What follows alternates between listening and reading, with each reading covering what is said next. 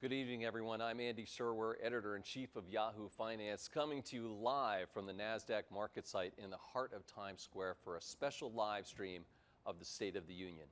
We've assembled an all-star Yahoo Finance panel for you tonight to cover all the issues related to the economy, trade, and immigration.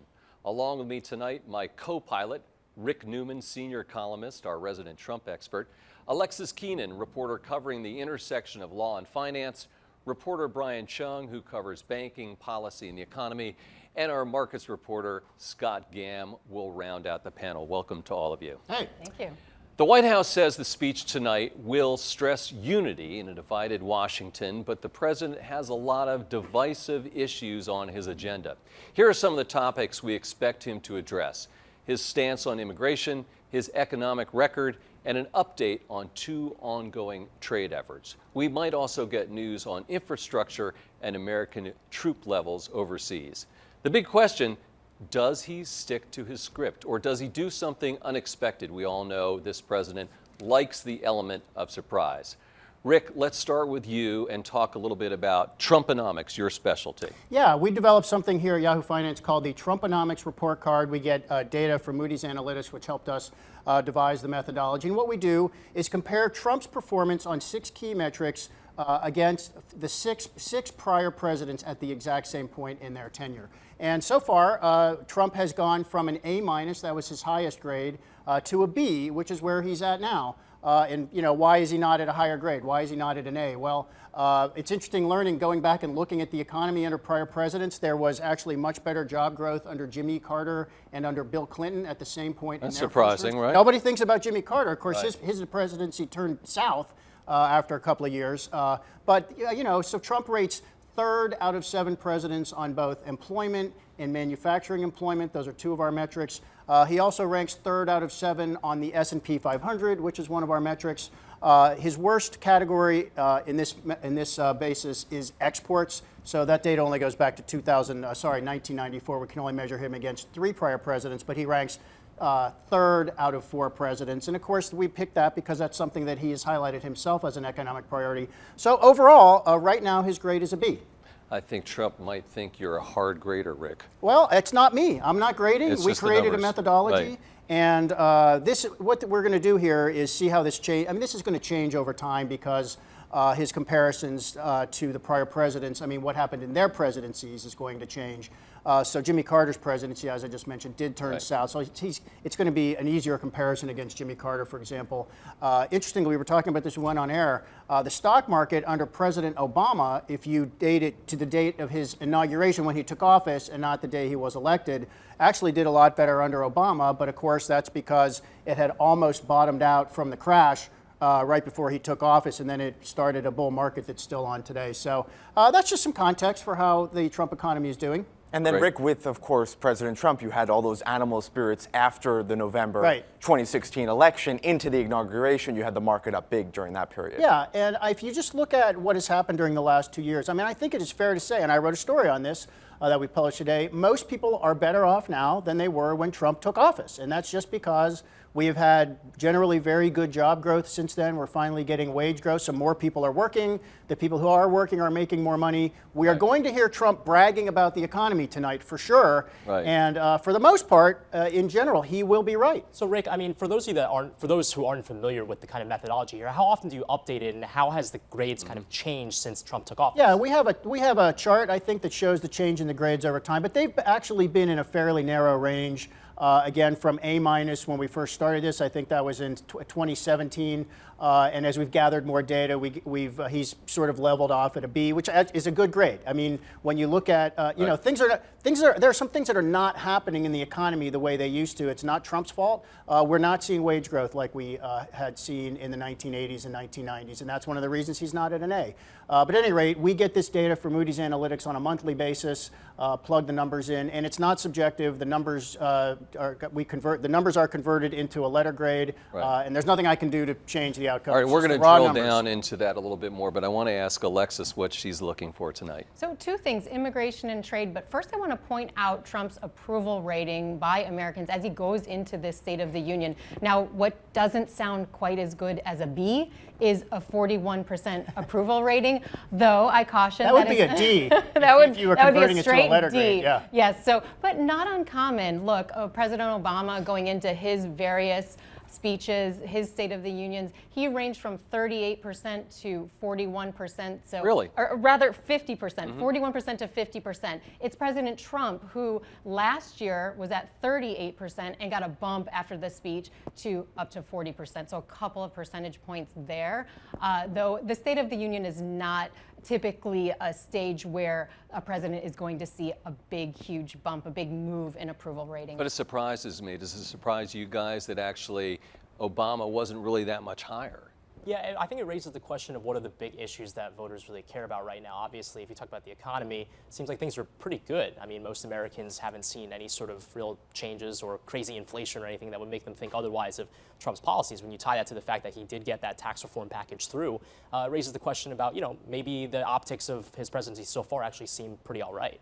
Yeah. Alexis, did his, sorry to interrupt, but Sure. So his approval rating fell a little bit during the shutdown. Has it recovered? Not exactly, no. He's been hovering around this 41% lately, so we'll see if he gets a bump today.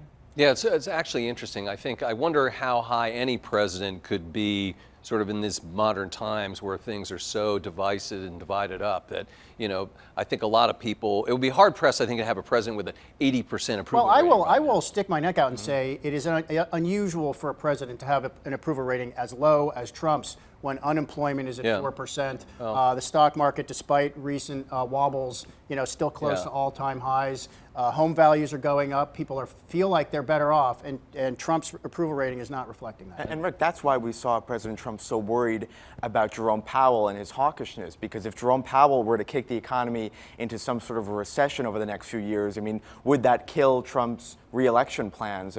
That's a big question for 2020. It looks like he's going to end up getting his way with the Federal Reserve, doesn't it? Now we've heard this, whether it's because of Trump or not because of Trump, but we'll see when the Fed, we're not going to hear from them, I guess, And for a couple quickly, months. too, so Pew released a recent poll. It was right smack dab in the middle of the partial shutdown. If you ask Americans what they think should be top of mind for both President Trump as well as the Congress, 70% say it's the economy. Yeah, I've got those numbers right here, and we're going to hear a lot about immigration tonight from Trump, which is one of his priorities.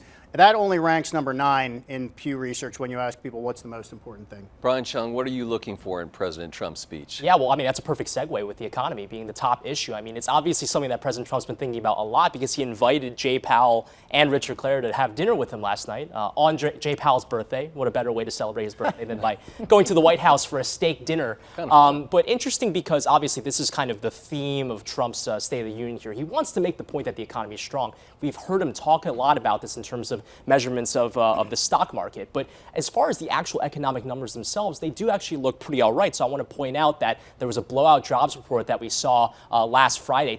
If you average it, it was 304,000 that was added in January. But if you average it over the last 12 months, 234,000 non-farm payrolls added per month. The unemployment rate ticked slightly up to 4% in January, and then also the last point being wage growth currently year over year at 3.2%.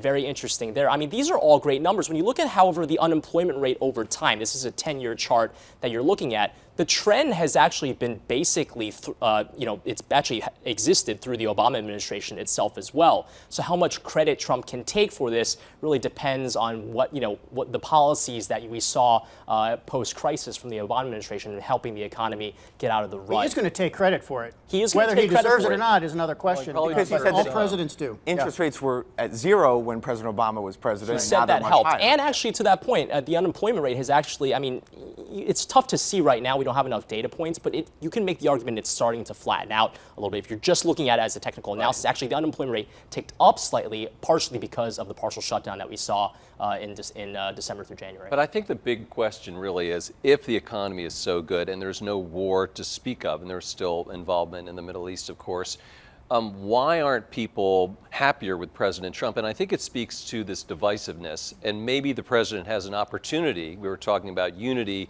and him trying to bring the country together tonight in this speech, and maybe has an opportunity to do that. So Scott, is that something you're looking at, or you're looking at the markets more? Yeah, I'm looking at the markets, and look, it's been quite a 2 years for the stock market. 2017 was a great year. Stocks rose in a straight line. But 2018 is when you started to see some of the trade fears creep in.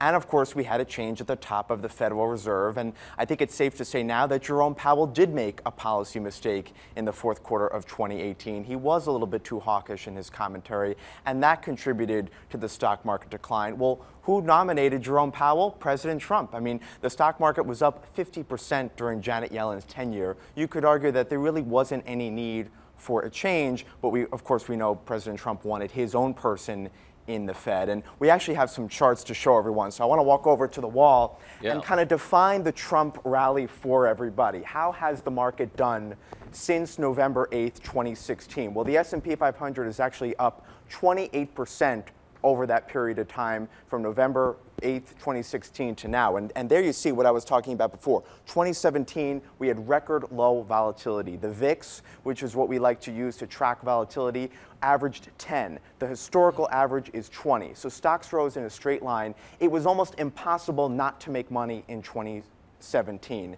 Then we go to 2018. We had a big rally in January. And then 1 year ago today, actually, was the start of a stock market sell-off that started in February of 2018. And it took us several months to move back towards record highs. And then, of course, what happened in October of 2018, Jerome Powell got a little bit too hawkish. There were some trade fears. And that's when the market tanked to those Christmas Eve lows. And now we have since rebounded. But I also want to talk about tech stocks. Since President Trump was elected in 2016, the NASDAQ is up 40%, and we, of course, are here at the NASDAQ. And this may not have anything to do, per se, with President Trump. I mean, we are still in a bull market, and we know tech stocks have consistently outperformed the S&P 500. And by the way, that has happened in 2019 as well. For January, the NASDAQ is up more than the S&P 500. Now, how does this all stack up to President Obama? When he was elected in 2008, compared to the current period of time right now, the day after his State of the Union in 2011, which was the third calendar year when he was in office. And guess what? The S&P 500 is up about the same percent, 29% over that 2.5-year period. So I guess you could say President Trump and President Obama are tied in terms of market reaction. And in a few minutes, we'll take a look at which sectors did the best under President Trump's tenure. But for now, Andy, we'll send it back to you. All right, thanks very much, Scott. You should know that President Trump has left the White House and is heading towards the Capitol right now, so stay tuned. He will be speaking at the top of the hour. We'll be checking back in with Scott Gamm, Brian Chung, and Alexis Keenan, but right now joining us here, Parag Khanna, founder and managing partner of FutureMap. Khanna is a former advisor to President Obama and an expert on Asia. We'll be hearing about China in the president's speech. Also here is Jeff Balaban, Trump 2020 campaign advisor. Balaban is the CEO of B2 Strategic, where he advises and represents corporate and political clients. Welcome to you both. Thank you. Good to be here. So let's start off with you, Jeff. What are you looking for tonight in President Trump's speech? Well, actually, I'd like to take a minute to comment on what I've heard so far here tonight, which is the one thing which I haven't heard about so much is the impact that the media has on perception. So we can talk all we want about an objective set of numbers, but the fact that media coverage has been so skewed compared to media coverage with Obama also has an impact on the markets, on people in general, on approval ratings. And so there's really another element that isn't quite as objective as some of the other elements we've been talking about tonight. And it's very much the eye of the beholder. I think that people who watch shows like this are very interested in, maybe it's a more rarefied kind of an audience, who are interested in more objective facts and with a specific target and reason. People who care about politics for the game of it, or aren't paying that much attention, or just listening here and there, there's a very corrosive effect right now that the media has on perception, and that could be the reason there's such a delta between his actual numbers and the perceived numbers or perception of his presidency. That's one fact. Can I just push back on that? And this is not exactly a financial topic, so we're a little bit skew from what our audience is interested in. But Trump also creates his own media like no president ever has before, through his Twitter feed, through his ability to generate attention for himself. And that is a brand new part of the media landscape, is Trump himself. Trump is media more than any other president before him. Yeah, we're not disagreeing. I mean, it's a factor. I'm saying it's a factor that changes the dynamic in terms of those numbers seem very objective, but there is a subjectivity in the sense of how it's being presented to the public that may not be watching Yahoo But I think what Finance. Rick's saying is that it goes both ways, that there's the media and then the president himself has been able to present himself to the public in a way that no president ever has before. So let's go to you, Prime. What are you looking for in terms of the speech tonight? You know, we've emphasized that immigration, the economy, and trade are going to be factors. Foreign policy as well. I'm sure he's going to mention Syria, for example, and you know, the ways in which the U.S. plans to pull back and burden sharing and these kinds of things. And of course, trade is going to be really a major factor. And here, of course, he's going to say that I'm the one who's being tough on China. I'm the one who's bringing them to the negotiating table. I'm going to remain very firm if we don't have a comprehensive deal covering all aspects of the economic relationship with China. The tariffs are going to be lifted, tariffs are going to continue to be imposed and even double down on those tariffs on China by March the 1st, that kind of thing. I think fundamentally, the underlying economic dynamics are much more complicated than just whether or not tariffs go up or down in the next month. He's not going to have time to delve into that detail, and quite frankly, it's not clear that the administration really has a long-term strategy for how they're going to deal and trade with Asia, because, of course, the U.S. did not join the Trans-Pacific Partnership, which would have been really the best way to promote American commerce. Well, let me put it to both of you, though. What about the toughest issue of all, which is getting both sides to work together? Are we going to hear any of that tonight? I think the president will lay out a vision for unity and perhaps a plea or a call for unity. I doubt, I mean, there seems to be no evidence that Democrats will respond in kind. And the president, I mean, look, each side's going to claim they want unity and the other side is obstructing. That's clear. Both sides are going to do it. I think the president will put out a call for unity. As we discuss some of the specifics, you know, it's clear that he's come to the table with compromise offers on some of the major political agenda items. And so far, the Democrats have not really been willing to call it on those exact issues. But yeah, there'll be a call for unity. I think it'll be roundly rejected, and that's unfortunate. Can I ask you guys about a week from now? So the political class loves the State of the Union address, the pomp and circumstance, tweaking everything he says. But, you know, to a lot of people, this is just a long, boring speech and something that messes up their primetime lineup. So do you think anything is changeable with a speech like we're going to hear tonight? It's possible. I mean, there could always be a What could bombshell. change? No, it's I don't. The answer is I doubt it, because otherwise I would tell you here's an example of something that would. It would have to be a bombshell. I don't see that really happening. I think, unfortunately, a lot of it is fairly calcified, or it's in a rut right now, and things are moving in a certain direction. Certainly, if you look at it from a policy standpoint rather than just politics, we haven't even begun to see the discord and the distinction now that is obviously coming in with the new Congress being Democrat versus the Republican White House. So I can't see any area where they're fundamentally going to get behind the same ball. So the moment this speech is over, we're going to basically go back to where we were, which is where we are right now, which is where we still have this problem with how is the government going to get funded, and will there be a shutdown or won't there be a shutdown? Could you guys handicap what you think is going to happen, how we're going to get out of this, and how will Trump handle the fact that he's probably not going to get his border wall funding? You know, it depends on how you interpret the choice of rebuttal or response. They chose someone, they chose Stacy Abrams, who represents a more leftist, Abrams, a more leftist, right, thank you. I would actually say radical, because of my perception, voice in the party. The Democratic Party has a brand new caucus that is far to the left of where the rest of the caucus is, and Nancy Pelosi and the leadership really have to make a decision which way they're trending. Are they going to pay more attention to them? Now, if they're pulling them out there to make political hay, but they're not going to listen to them when it comes to substance, that's a good sign. But the bad sign seems to be they are putting a lot of attention on the left of the party, and that is not going to be helpful, by the way, to the economy, and it's not going to be helpful to the politics, and so I'm a little afraid that that's the direction it's going to go. Rug? If there's one issue where we should see unity, it's around infrastructure. This has been one of the critical bipartisan priorities. It's one of the things that Hillary and Trump both campaigned on. They were, remember, competing to one-up each other about how many more hundreds of billions of dollars they would commit to infrastructure. Instead, we've had paltry plans put forward. So I'd love to see the Congress focus on that. All right. With that, we're going to have to leave it. Gentlemen, thank you both so much for joining us here this evening. We really appreciate it. Let's go back over to Scott Gamm and the charts. All right, Andy, thank you very much. So we talked about the broader markets earlier. Now I want to look under the hood at some specific sectors. So first up, we've got the financial sector here. This is the XLF. Now, since November 8th, 2016, financial stocks are up 30%, pretty good. But 2017 was a much better year for financial stocks because they rose 50% amid a lot of hope that President Trump would roll back regulation, which he did, but even more hope that we would repeal Dodd-Frank and let the banks run free. That didn't quite happen. happen.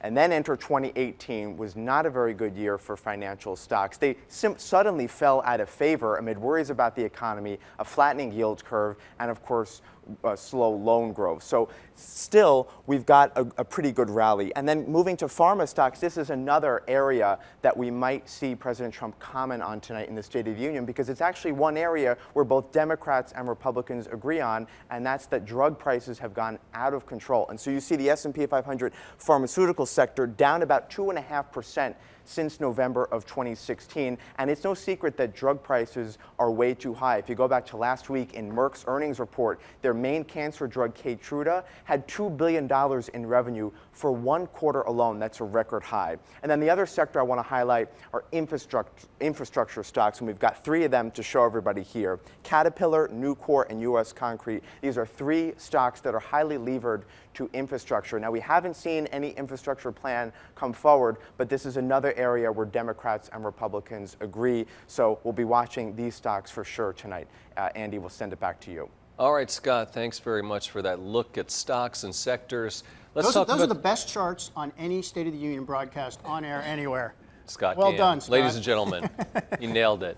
But let's drill down a little bit and talk about some top issues. The economy. The president expected to tout his economic record. Of course, 300,000 jobs that Brian was talking about last month. And overall, an economy the White House sees is humming along. One question, will he talk about the Fed? Probably not, because things have turned on the Fed. And he's now kind of getting his way, because, I mean, the Fed has not actually lowered rates, so they haven't actually acted, but they have indicated that now they're thinking they might act more in line with the way Trump wants them to do. Of course, Jay Powell, the chairman, did not say, oh, I'm doing this because Trump told me to. He said, you know, we think we can afford to be patient now, which markets obviously have interpreted as maybe we won't keep raising rates after all. That was before that blowout jobs report. So the Fed's in a little bit of a pickle, but they have like a 2-month runway. They don't have to do anything for a couple of months. I want to highlight something that I think is a conundrum for Trump. People feel very differently about their own well-being and the country's well-being, and I'll just give you a couple of poll results here. So this is from Gallup in December. The percentage of people saying 2018 was a good year for their family, 53%. I think that's a pretty good number. But the percentage saying it was a good year for the country, only 40%. Right. And there are other numbers here that show that people feel okay about their personal lives. They do not feel okay about the direction of the country. Just one more. Are you satisfied or dissatisfied with the way things are going in the United States? 66% dissatisfied, 31% satisfied. And that is at a time when the economy is the strongest it's been probably in 15 years. So that is a weird gap. So to back up on the Fed, I do think it's a good point that you raise, is actually the timing of this particular State of the Union is actually coming at a time of inflection for the Federal Reserve, basically now saying that they'll be patient and that they effectively will pause for the time being on the path of rate hikes, which President Trump did not like at all. He very clearly said on Twitter that he didn't like how the increase in rate hikes could actually be dampening some of the effect of the fiscal policies that he was trying to put in place. So again, they had dinner yesterday. Obviously, the tones of that were probably different than if they tried to have that dinner in late December, early January. You guys could talk about these things all day, but we have to talk about immigration, because if you must. build a wall, crime will fall, or so President Trump says. And obviously that's going to be part of the speech somehow, some way. And I just, I'm curious about how this is going to go down. No doubt. And how is President Trump going to strike a uniting tone on immigration, a subject that just about 50% of the country says is not all that important to them? Now, look, we have 10 more days left for the Congress and President to make some sort of a deal. Otherwise, guess what we're looking at?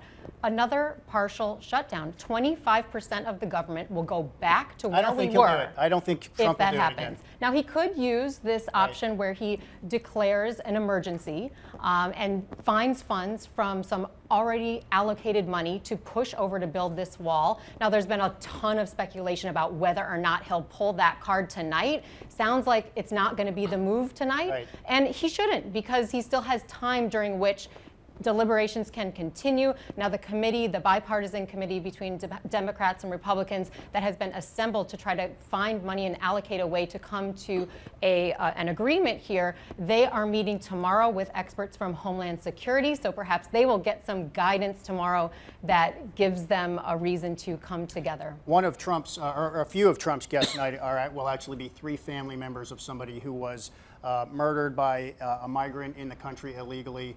Trump has been going back to this sort of theme that you should be fearful about illegal immigration over and over. We saw him give the primetime speech just a couple of weeks back. We're probably going to hear more along those same lines. I mean, he's been very consistent in his pitch here that this is necessary for safety and to fight crime and stuff like that. But Americans just, they're just, he just does not have a majority of Americans behind him on this. There's a lot to drill down there, but I want to go over to trade, though. We have to talk about that. I mean, obviously, the situation with China, Brian, is huge.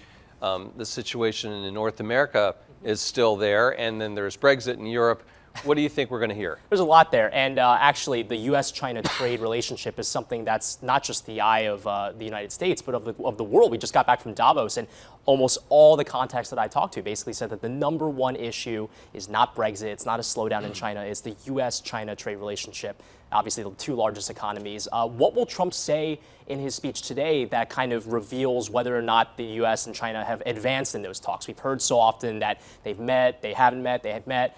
Recently, however, in recent weeks, we have seen some number of high-level cabinet officials, not just kind of those in the back offices of the USTR, actually engaging in talks and talking about what the concessions might be. We've seen actually some materialize. China agreed to purchase a little bit more soybeans from the United States in the interim while they negotiate. Obviously, at the end of last year, the U.S. backed off ratcheting up the tariffs on Chinese goods from 10% to 25%, instead kept it at 10%. But it'll be interesting to see what Trump says in terms of his attitude in these negotiations, whether or not they're actually close to getting something done. Trump did allude before this the State of the Union. He alluded to some big announcement taking place. It's a possibility maybe it has something to do with the U.S.-China trade deal. Well, it could be that he has actually scheduled a meeting with President Xi of China. He could announce that tonight. Right. A lot of people say it could be another meeting with North Korea. A lot of people also say it could be an announcement of a state of emergency. So it could be a lot of stuff. There's a lot of looming deadlines. Right. There's a lot of looming deadlines. And we always hear market strategists say, oh, well, the market volatility is caused by trade worries. But it's not so much the tariffs themselves. It's more the uncertainty that the tariffs pose. So we're talking about tariffs on $250 billion worth of goods from China, not $250 billion in tariffs themselves. And that's a big distinction. So I think what companies want to know right now is what are the rules going forward? They can kind of deal with tariffs. I mean, this is a $70 trillion global stock market. I think we can handle $250 billion worth of tariffs. But when you have this uncertainty, this cloud, that's the big problem for companies and investors. There's another big trade issue that is beneath the radar right now, and it is whether Trump is going to try to impose new tariffs on auto imports. And this report that would pave the way to do this is due on February 17th. This is a very big deal. I heard Eric Cantor, the former House Majority Leader Republican from Virginia, talk last week, and he said if Trump actually tries to impose tariffs on auto imports, Republicans in the Senate will revolt. Not Democrats, but Republicans will revolt because that is going to just threaten damage to auto suppliers and a very long supply chain in states all across the country. I mean, this is a large industry that's kind of everywhere, and tariffs would be a real mess for this thing. Now, of course, he might want to threaten those tariffs and use that as leverage in trade negotiations with Europe, Japan, and also China. But the threat is going to be unnerving itself. So I'm very interested if he says anything about that and shows his hand at all tonight. And you guys mentioned Syria and North Korea. And we haven't even talked about foreign policy. And the president. He's going to, apparently. That's going to be a big What topic. is your understanding? Well, that this is going to constitute a large portion of the speech, perhaps as much as 50%. So I think that would entail security policy, which is troop deployments and things like that. There's this controversy about withdrawing the troops from Syria, and then what do you do about Afghanistan? And I think Trump probably will put trade under foreign policy, but that sounds like that's going to be a big part of the speech. And on North Korea, just quickly, I remember going back to early 2017, you would ask traders and market strategists, what's a tail risk for this year? What's a big worry? And they would say North Korea. Now, not so much. Right. That's true. All right, you guys, we are getting close to the starting time here. Melania Trump apparently is in the chamber. By the way, Rick Perry not there because he is the designated survivor. So he's not at the State of the Union. And very soon the president will be arriving. It looks like the chamber is full and President Trump is expected to arrive any minute. Here are some of the people to watch for as he makes his way to the podium. The president will first be greeted by the House members. Most of the members you see will be serious Trump supporters. like Louis Gohmert, who have been staked out on aisle seats all day for a chance to have their picture taken with the president. Further down the aisle will be senators from both parties, and they'll be shaking Chuck Schumer's hand after criticizing him on Twitter earlier today. The president will probably be doing that, although we'll have to see. President Trump's cabinet will also be assembled nearby, near the members of the Supreme Court. You may remember seeing that over the years. One thing to watch is how many justices show up tonight, including Ruth Bader Ginsburg. Many have skipped recent addresses. Okay, apparently she's not there. And then there are the Joint Chiefs of Staff. They're up right there in the front row before the president takes the stage. And of course, the Vice President and the Speaker of the House will be waiting to greet the president just before he speaks. We still have a few minutes, apparently, before the president makes his way down the aisle. So you have to wonder how this is going to start out. And Alexis, the dynamics between the president and the speaker, Speaker Pelosi, and what that's going to look like, whether it'll be a nice, pleasant handshake or possibly even some animosity. Yeah, I almost think that more people are going to be watching her face than anything else and see how she responds. And it'll be a new look after, having her back there over his shoulder. We'll have to see how many straight faces she can keep and how many. We're also going to have a lot of engages female legislators wearing white in honor of the suffragette movement. We were trying to figure out, is it suffragist or suffragette movement? This is apparently to draw attention to all the new women who are members of Congress. So that'll get some airtime. It's also a statement where the female representatives are saying, look, there are only 25% of the lawmakers here in this body who are female, and we need to change that. We represent 50% approximately of the population. And maybe, Scott, traders and market watchers will watch and see how many times he gets standing ovations as an indication as to how positive his speech is received by Congress and get trading tips that way. Is that it? Oh, yeah. Yeah, I mean, look, Yeah. I mean, President Trump has tweeted about specific levels in the markets. I mean, he once mentioned Dow 30,000, which we have yet to reach. But look, I got to say, I mean, there's so much division in this country, but nights like this when we can all come together and the president can speak and the whole government can be in one room, I mean, that speaks to the strength of our democracy. And I just think we have to acknowledge that. Oh, and we have to look for his guest list. You mentioned the family who had, I think it was a grandfather, several generations, who was murdered by an immigrant, the story says. There's also a young boy named with the last name of Trump who is invited because the president apparently thinks or says he's been bullied because of his last name. That sounds like a bit of a stunt to me. I think, okay, I think we're all fine with the kid, but is he maybe going to get bullied more for showing up as Trump's guest? I don't know. I don't know. There's some, and there's some. But he'll have, I think he has a cancer survivor, for example. Yes. He's got one guy who lost his job at a plant in Tennessee, and then that plant reopened, and Trump's going to say, see, I saved this plant. I think there will be at least one person who has overcome opioid addiction. So I think among his, it's about a dozen guests, I think Trump and his wife has. There will be some inspiring stories there. Right. Okay, I think the president's here. Let's go to President Trump as he enters the chamber.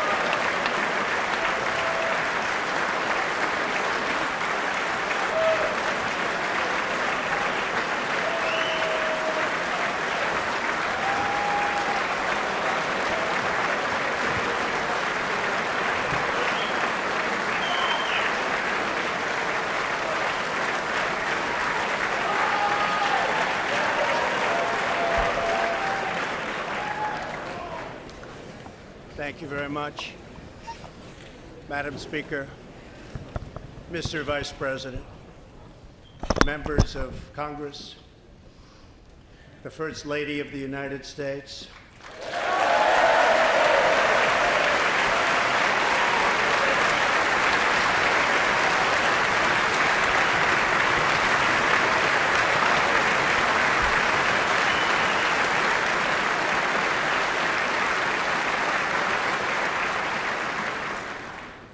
and my fellow Americans. We meet tonight at a moment of unlimited potential. As we begin a new Congress, I stand here ready to work with you to achieve historic breakthroughs for all Americans. Millions of our fellow citizens are watching us now gathered in this great chamber, hoping that we will govern not as two parties, but as one nation.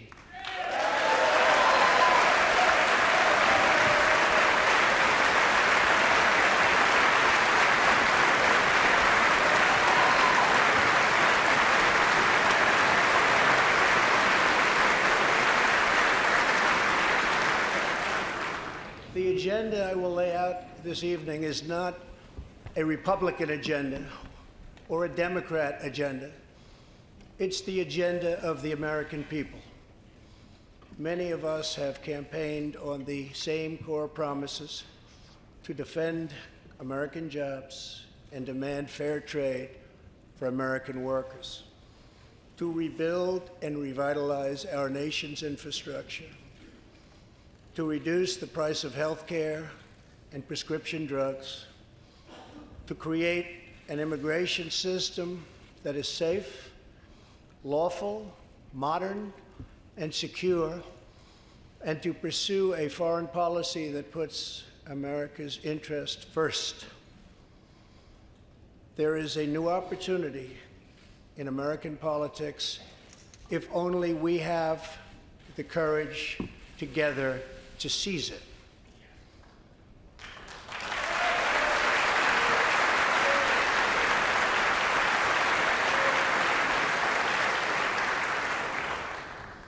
Victory is not winning for our party.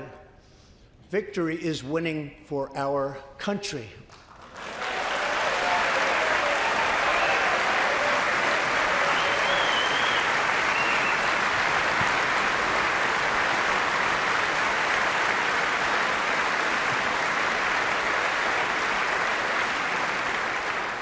This year, America will recognize two important anniversaries that show us the majesty of America's mission and the power of American pride.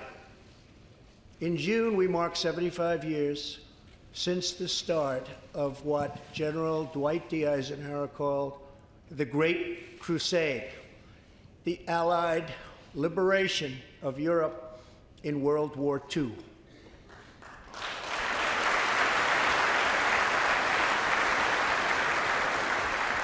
On D-Day, June 6, 1944, 15,000 young American men jumped from the sky and 60,000 more stormed in from the sea to save our civilization from tyranny.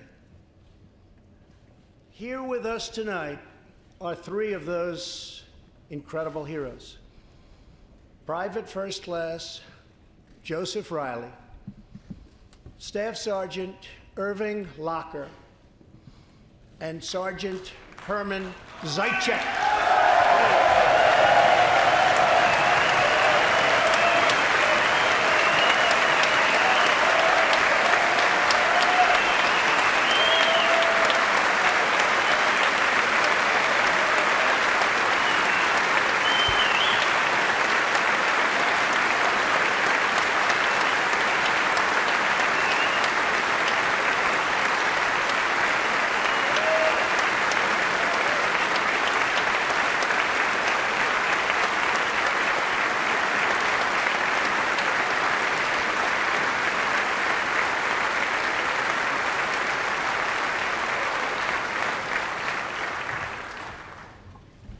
gentlemen, we salute you.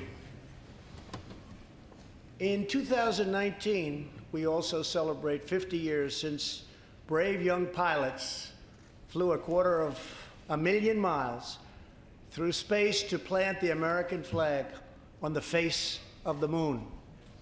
Half a century later, we are joined by one of the Apollo 11 astronauts who planted that flag, Buzz Aldrin.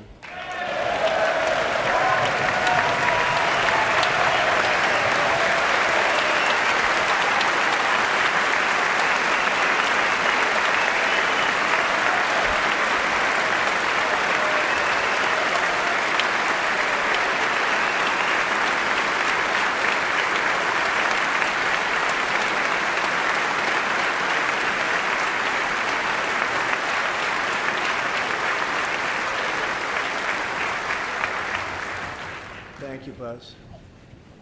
This year, American astronauts will go back to space on American rockets.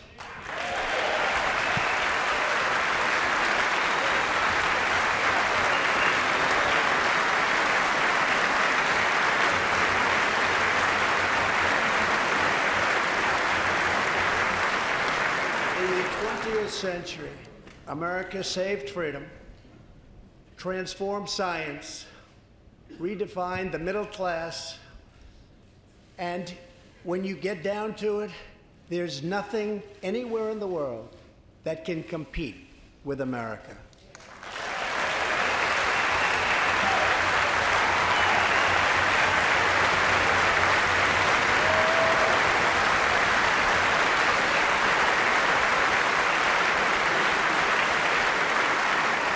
Now we must step boldly and bravely into the next chapter of this great American adventure. And we must create a new standard of living for the 21st century.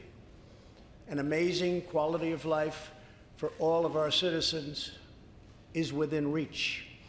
We can make our community safer, our families stronger, our culture richer, our faith deeper, and our middle class bigger and more prosperous than ever before.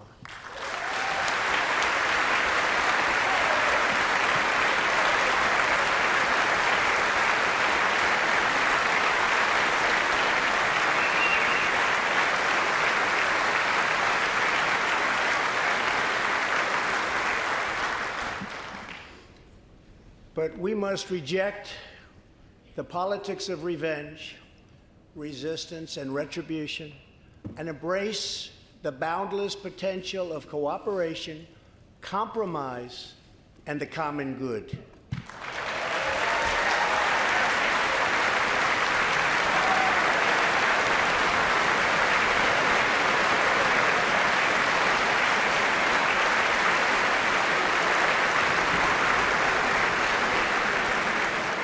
Together, we can break decades of political stalemate. We can bridge old divisions, heal old wounds, build new coalitions, forge new solutions, and unlock the extraordinary promise of America's future.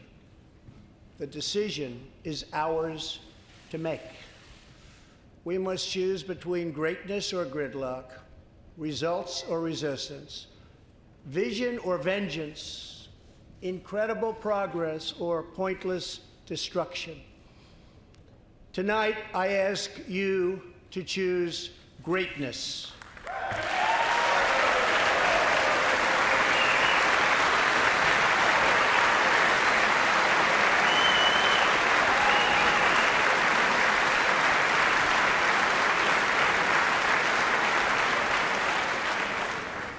Over the last 2 years, my administration has moved with urgency and historic speed to confront problems neglected by leaders of both parties over many decades. In just over 2 years since the election, we have launched an unprecedented economic boom, a boom that has rarely been seen before. There's been nothing like it. We have created 5.3 million new jobs, and importantly added 600,000 new manufacturing jobs, something which almost everyone said was impossible to do. But the fact is, we are just getting started.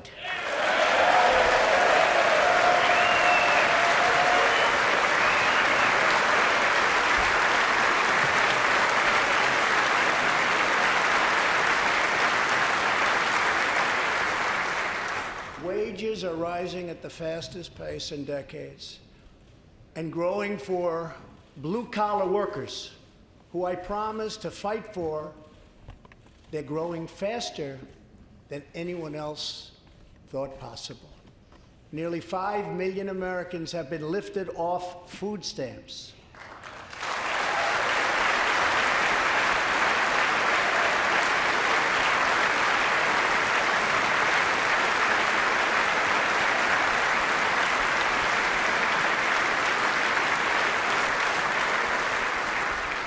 The U.S. economy is growing almost twice as fast today as when I took office, and we are considered far and away the hottest economy anywhere in the world, not even close.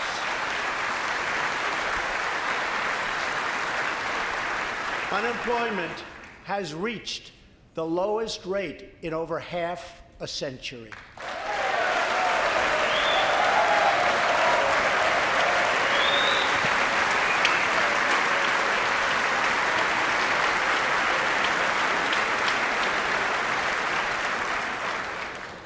African American, Hispanic American, and Asian American unemployment have all reached their lowest levels ever recorded.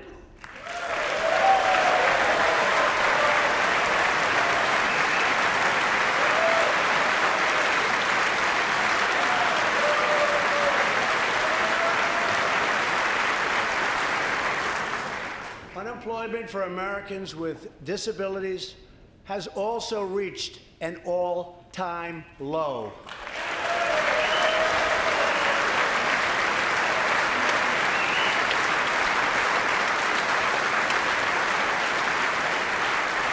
More people are working now than at any time in the history of our country. 157 million people at work.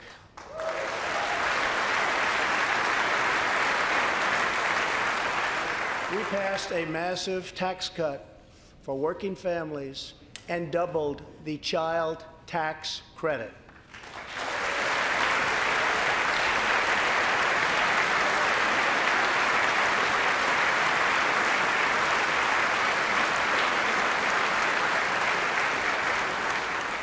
We virtually ended the estate tax, or death tax, as it is often called, on small businesses, for ranches, and also for family farms.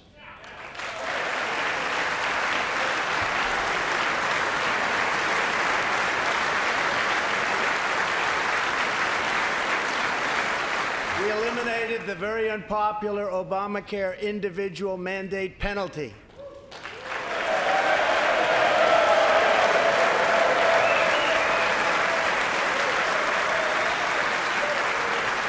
Give critically ill patients access to life-saving cures.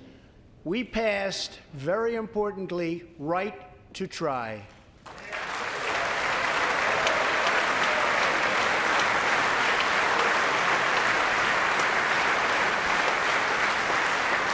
My administration has cut more regulations in a short period of time than any other administration during its entire tenure.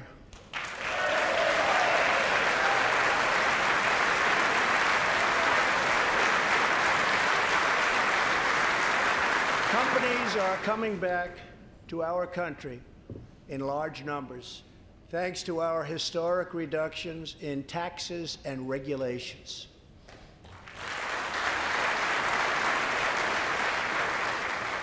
And we have unleashed a revolution in American energy. The United States is now the #1 producer of oil and natural gas anywhere in the world.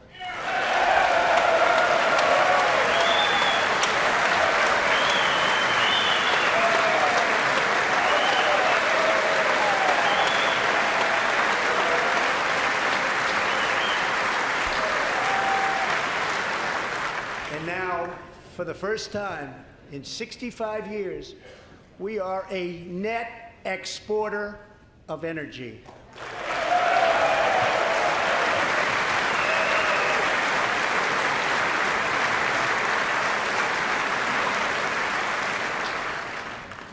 After 24 months of rapid progress, our economy is the envy of the world. Our military is the most powerful on earth by far. And America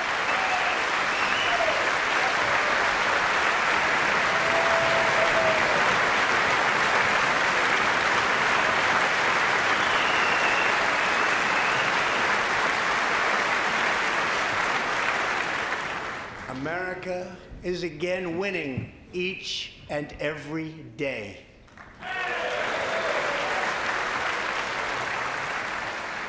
Members of Congress, the state of our union is strong.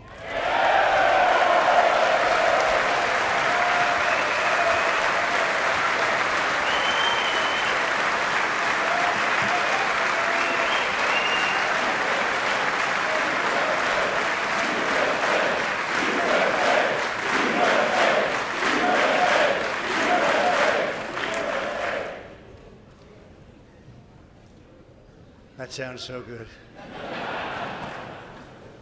Our country is vibrant and our economy is thriving like never before. On Friday, it was announced that we added another 304,000 jobs last month alone, almost double the number expected.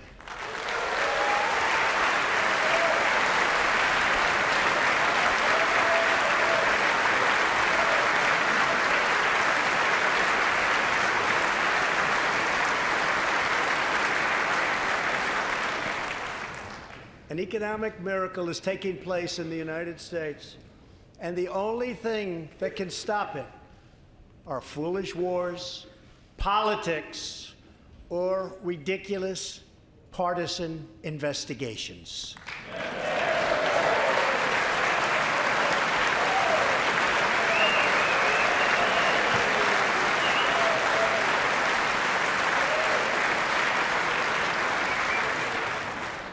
If there is going to be peace and legislation, there cannot be war and investigation.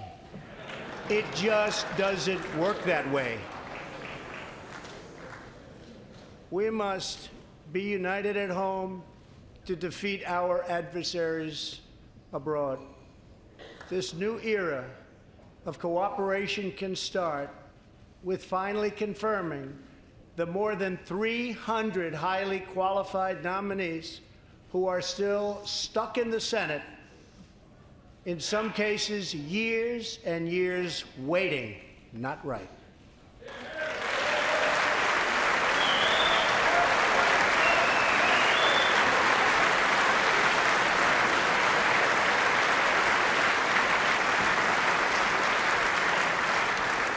The Senate has failed to act on these nominations, which is unfair to the nominees and very unfair to our country.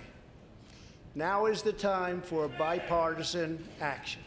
Believe it or not, we have already proven that that's possible.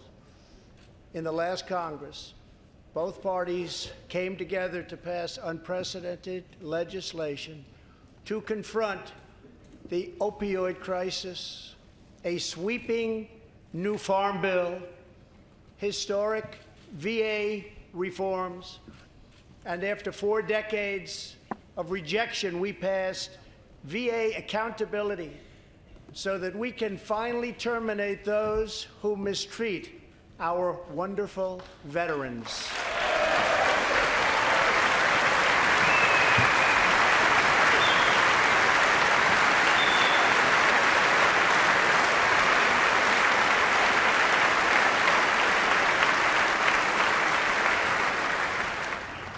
And just weeks ago, both parties united for groundbreaking criminal justice reform. They said it couldn't be done.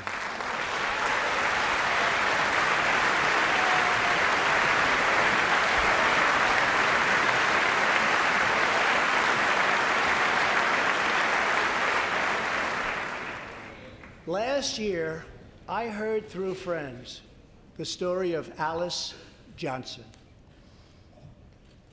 I was deeply moved. In 1997, Alice was sentenced to life in prison as a first-time nonviolent drug offender. Over the next 22 years, she became a prison minister, inspiring others to choose a better path. She had a big impact on that prison population and far beyond. Alice's story underscores the disparities and unfairness that can exist in criminal sentencing and the need to remedy this total injustice. She served almost that 22 years and had expected to be in prison for the remainder of her life. In June, I commuted Alice's sentence. When I saw Alice's beautiful family greet her at the prison gates, hugging and kissing and crying and laughing, I knew I did something right. Alice is with us tonight, and she is a terrific woman. Terrific. Alice, please.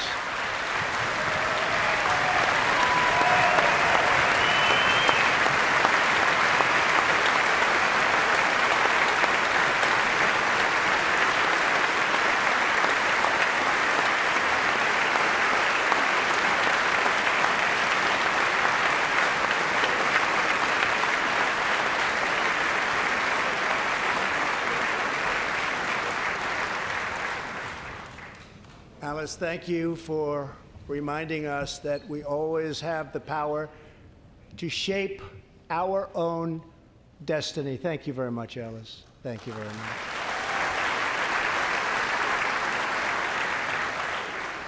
Inspired by stories like Alice's, my administration worked closely with members of both parties to sign the First Step Act into law. Big deal. Big deal.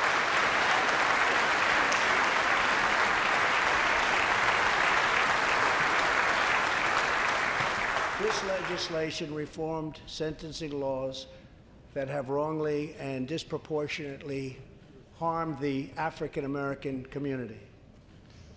The First Step Act gives nonviolent offenders the chance to re-enter society as productive, law-abiding citizens.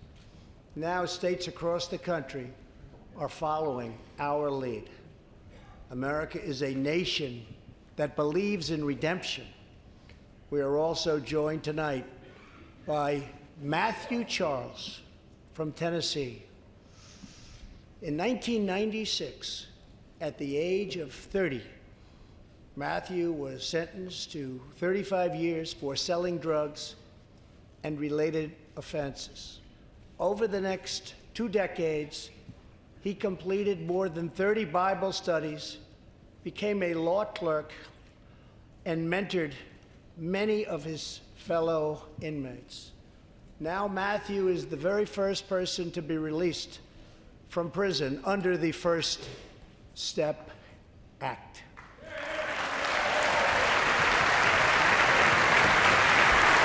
Matthew, please.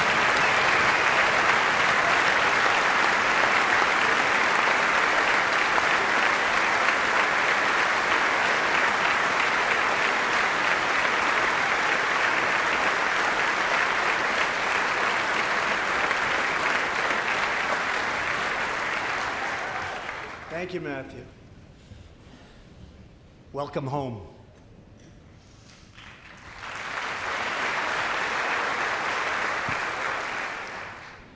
Now, Republicans and Democrats must join forces again to confront an urgent national crisis.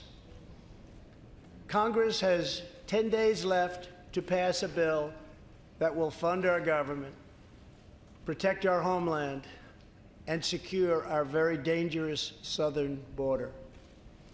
Now is the time for Congress to show the world that America is committed to ending illegal immigration and putting the ruthless coyotes, cartels, drug dealers, and human traffickers out of business.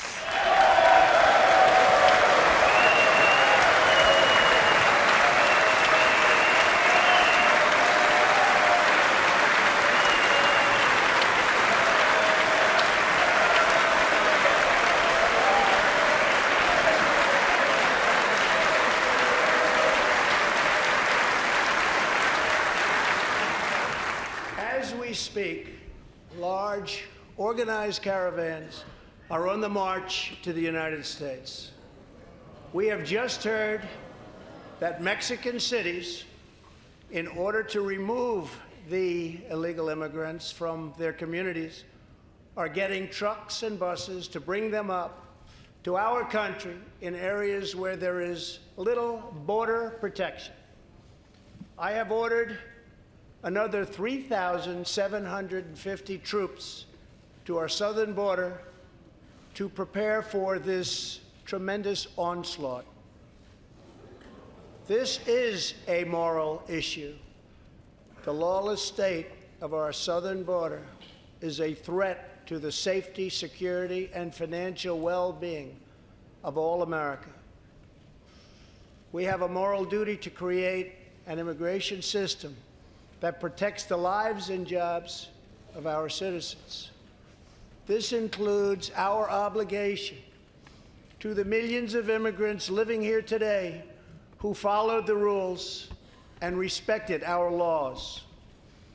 Legal immigrants enrich our nation and strengthen our society in countless ways.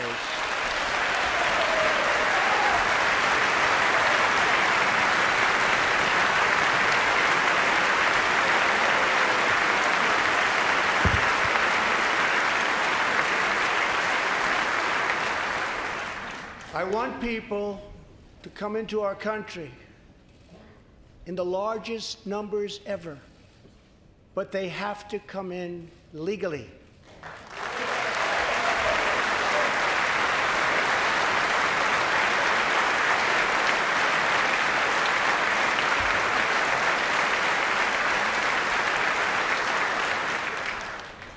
Tonight, I am asking you to defend our very dangerous southern border out of love and devotion to our fellow citizens and to our country. No issue better illustrates the divide between America's working class and America's political class than illegal immigration. Wealthy politicians and donors push for open borders while living their lives behind walls and gates and guards.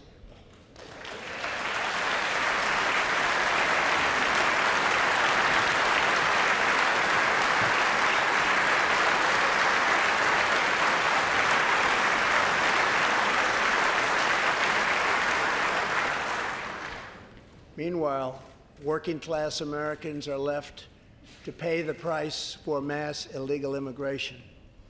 Reduced jobs, lower wages, overburdened schools, hospitals that are so crowded you can't get in, increased crime, and a depleted social safety net. Tolerance for illegal immigration is not compassionate. It is actually very cruel.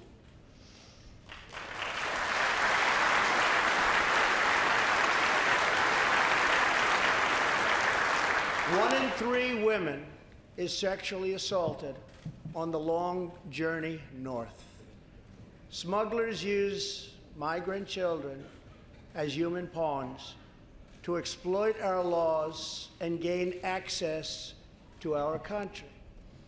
Human traffickers and sex traffickers take advantage of the wide open areas between our ports of entry to smuggle thousands of young girls and women into the United States and to sell them into prostitution and modern-day slavery. Tens of thousands of innocent Americans are killed by lethal drugs that cross our border and flood into our cities, including meth, heroin, cocaine, and fentanyl. The savage gang, MS-13, now operates in at least 20 different American states, and they almost all come through our southern border. Just yesterday, an MS-13 gang member was taken into custody for a fatal shooting on a subway platform in New York City. We are removing these gang members by the thousands, but until we secure our border, they're going to keep streaming right back in. Year after year, countless Americans are murdered by criminal, illegal aliens. I've gotten to know many wonderful angel moms and dads and families. No one should ever have to suffer the horrible heartache that they have had to endure. Here tonight is Deborah Bissell. Just 3 weeks ago, Deborah's parents, Gerald and Sharon, were burglarized and shot to death in their Reno, Nevada home by an illegal alien. They were in their 80s and are survived by 4 children, 11 grandchildren, and 20 great-grandchildren.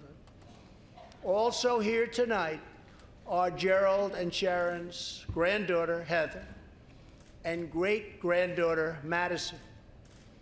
To Deborah, Heather, Madison, please stand. Few can understand your pain. Thank you, and thank you for being here. Thank you very much.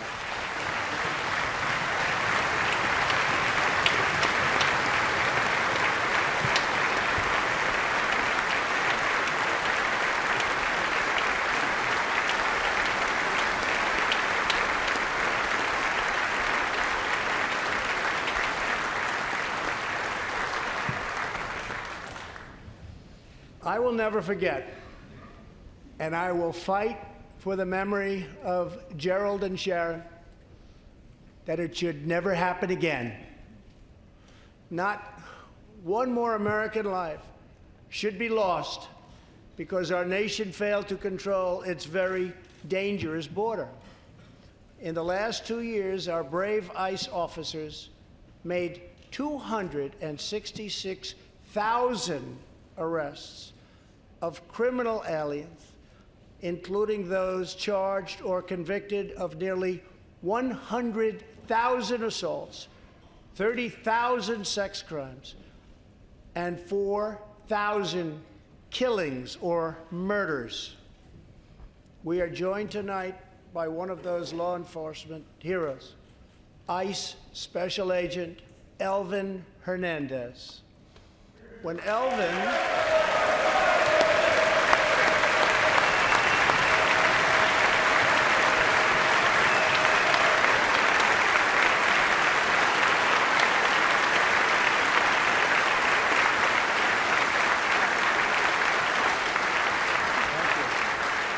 Elvin was a boy, he and his family legally immigrated to the United States from the Dominican Republic.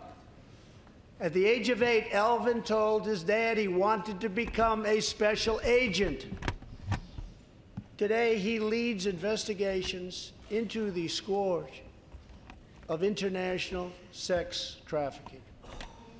Elvin says that if I can make sure these young girls get their justice, I've really done my job.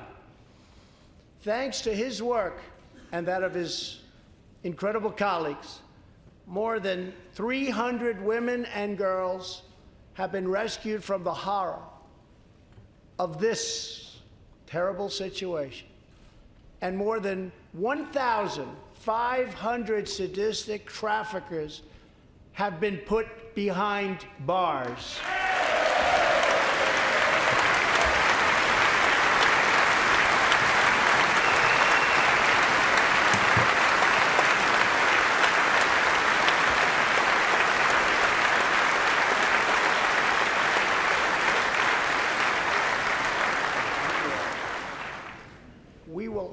always support the brave men and women of law enforcement.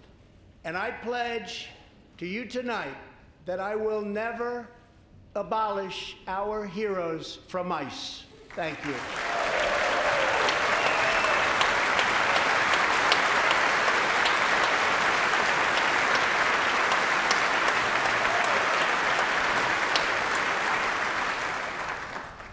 My administration has sent to Congress a common sense proposal to end the crisis on the southern border.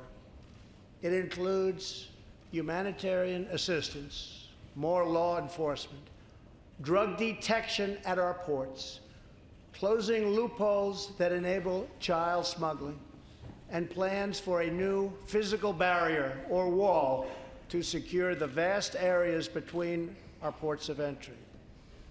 In the past, most of the people in this room voted for a wall, but the proper wall never got built. I will get it built.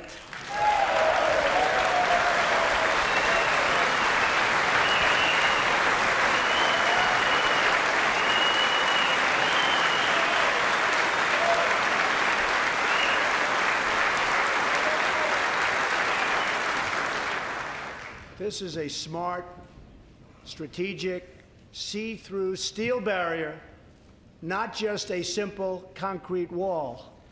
It will be deployed in the areas identified by the border agents as having the greatest need, and these agents will tell you where walls go up, illegal crossings go way, way down.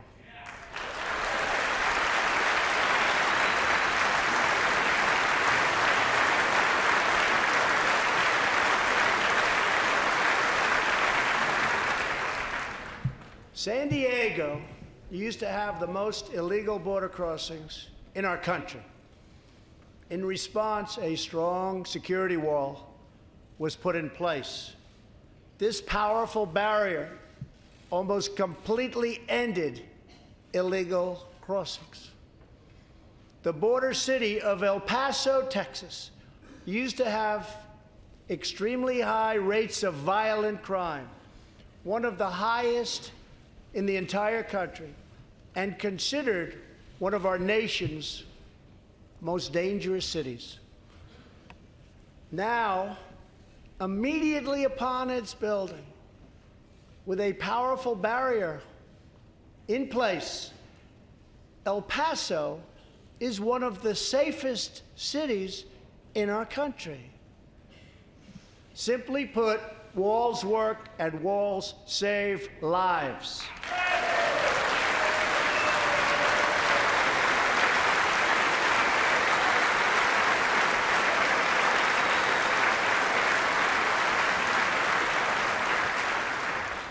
So let's work together, compromise, and reach a deal that will truly make America safe. As we work to defend our people's safety, we must also ensure our economic resurgence continues at a rapid pace. No one has benefited more from our thriving economy than women, who have filled 58% of the newly created jobs last year.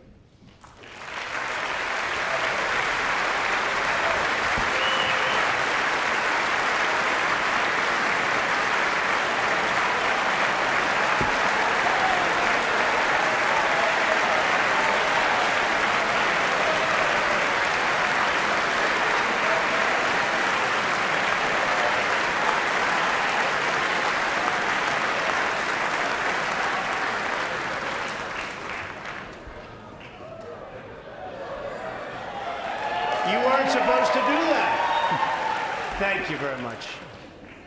Thank you very much. All Americans can be proud that we have more women in the workforce than ever before.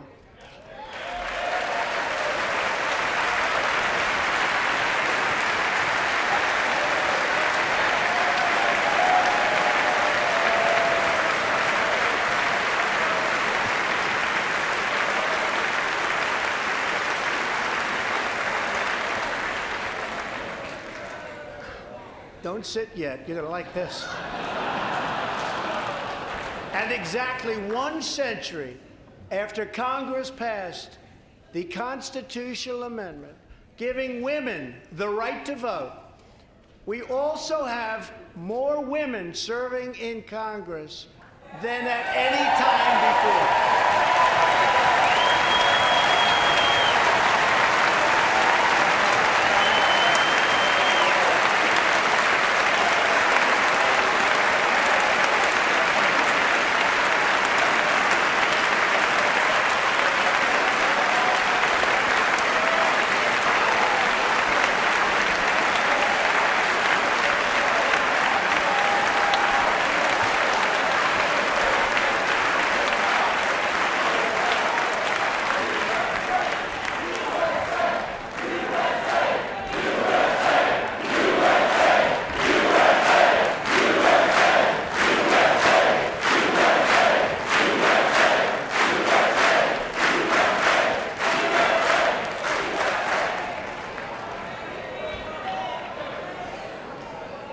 That's great.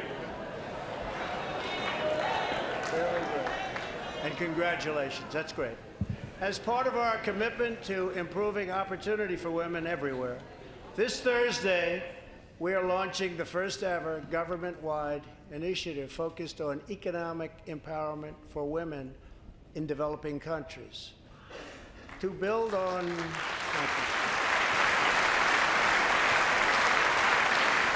To build on our incredible economic success, one priority is paramount: reversing decades of calamitous trade policies. So bad. We are now making it clear to China that after years of targeting our industries and stealing our intellectual property, the theft of American jobs and wealth has come to an end.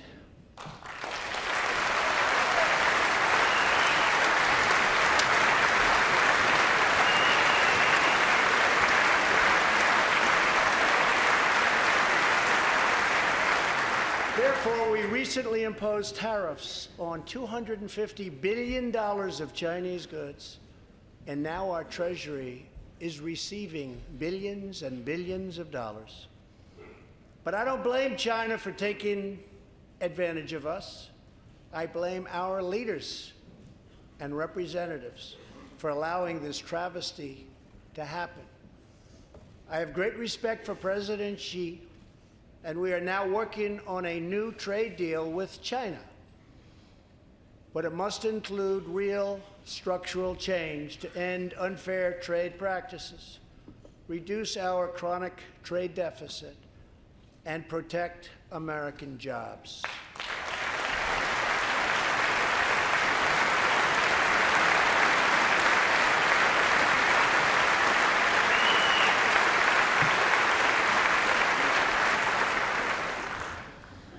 Another historic trade blunder was the catastrophe known as NAFTA.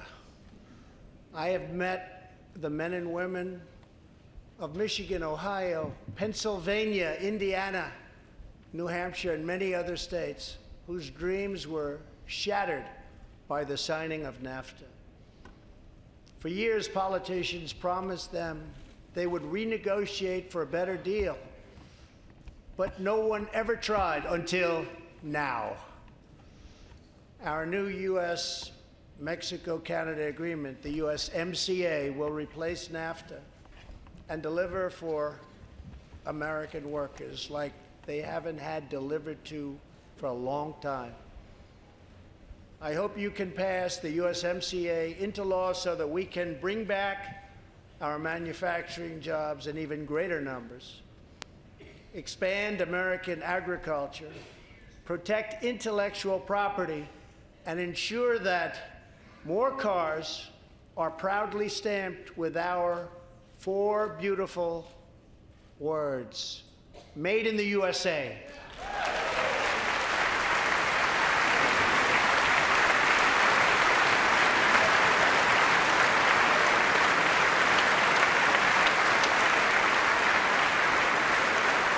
Tonight, I am also asking you to pass the United States Reciprocal Trade Act so that if another country places an unfair tariff on an American product, we can charge them the exact same tariff on the exact same product that they sell to us.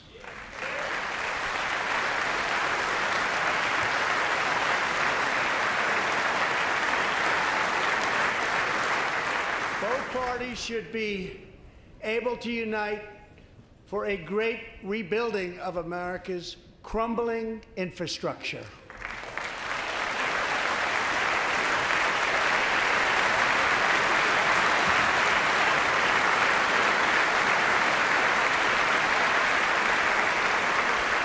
I know that Congress is eager to pass an infrastructure bill, and I am eager to work with you on legislation to deliver new and important infrastructure investment, including investments in the cutting-edge industries of the future. This is not an option. This is a necessity. The next major priority for me and for all of us should be to lower the cost of health care and prescription drugs and to protect patients with pre-existing conditions.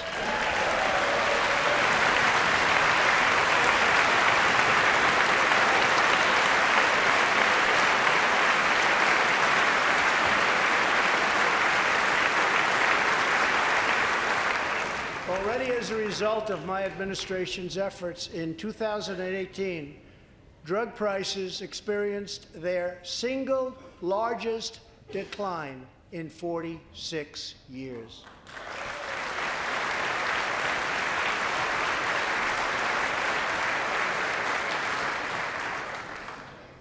But we must do more. It's unacceptable that Americans pay vastly more than people in other countries for the exact same drugs, often made in the exact same place. This is wrong, this is unfair, and together we will stop it, and we'll stop it fast.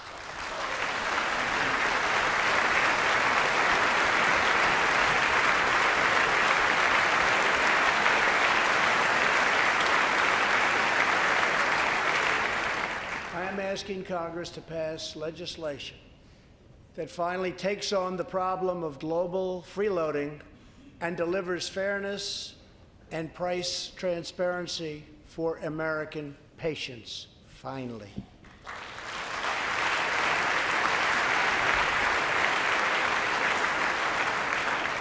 We should also require drug companies, insurance companies, and hospitals to disclose real prices to foster competition and bring costs way down.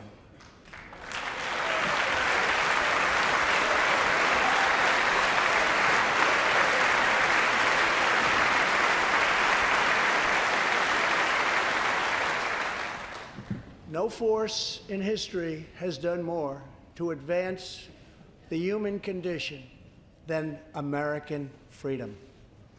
In recent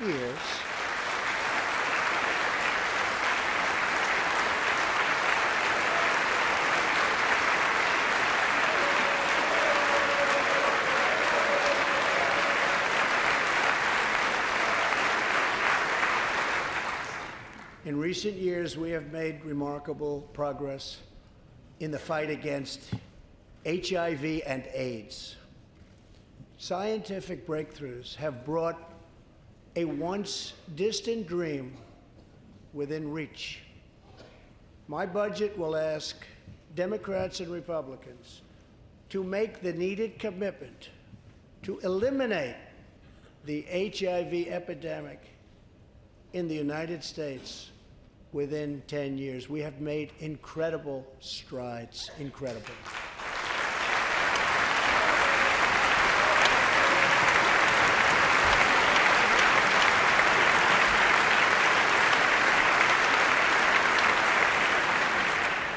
Together, we will defeat AIDS in America and beyond.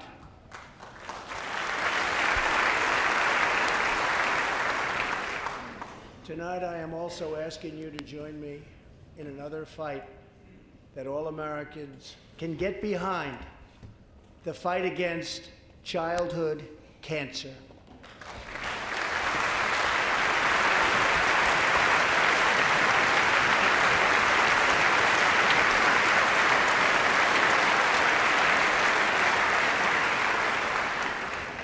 Joining Melania in the gallery this evening is a very brave 10-year-old girl, Grace Eline. Every birthday,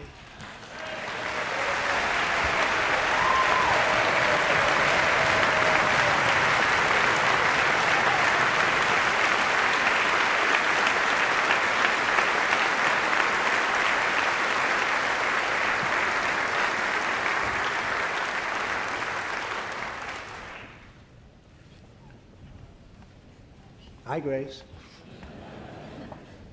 Every birthday since she was 4, Grace asked her friends to donate to St. Jude's Children's Hospital.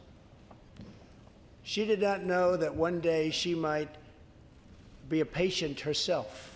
That's what happened. Last year, Grace was diagnosed with brain cancer. Immediately, she began radiation treatment.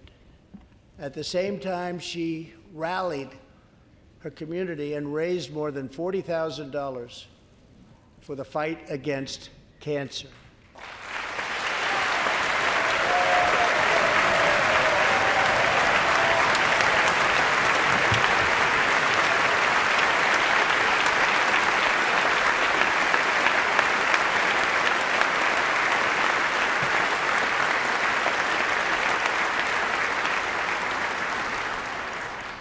When Grace completed treatment last fall, her doctors and nurses cheered. They loved her. They still love her. With tears in their eyes as she hung up a poster that read, "Last day of chemo."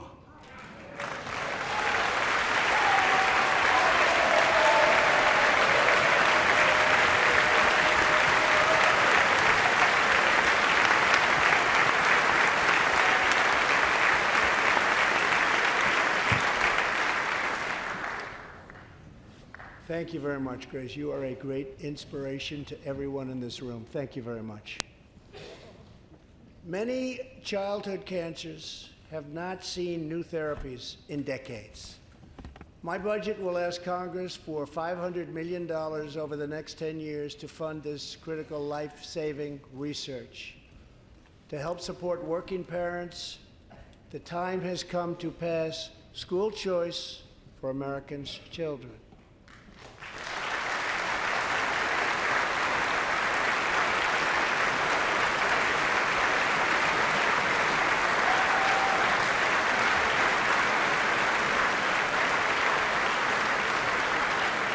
I'm so proud to be the first president to include in my budget a plan for nationwide paid family leave so that every new parent has the chance to bond with their newborn child.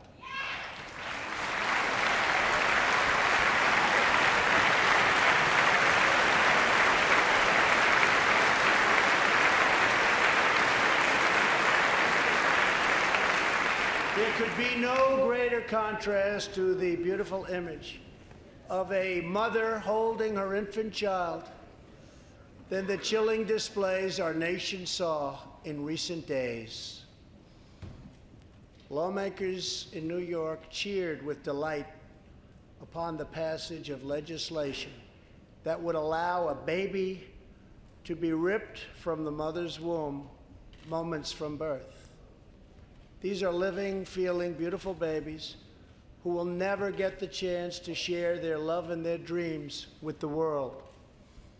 And then we had the case of the governor of Virginia, where he stated he would execute a baby after birth. To defend the dignity of every person, I am asking Congress to pass legislation to prohibit the late-term abortion of children who can feel pain in the mother's womb.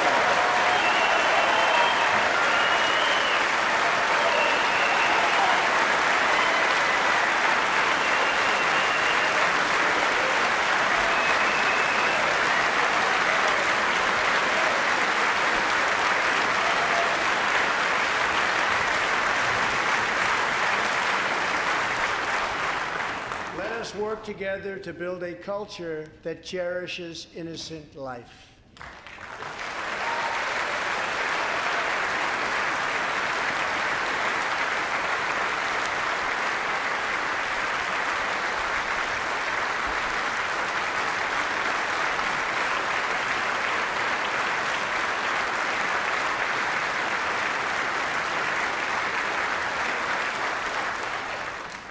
And let us reaffirm a fundamental truth.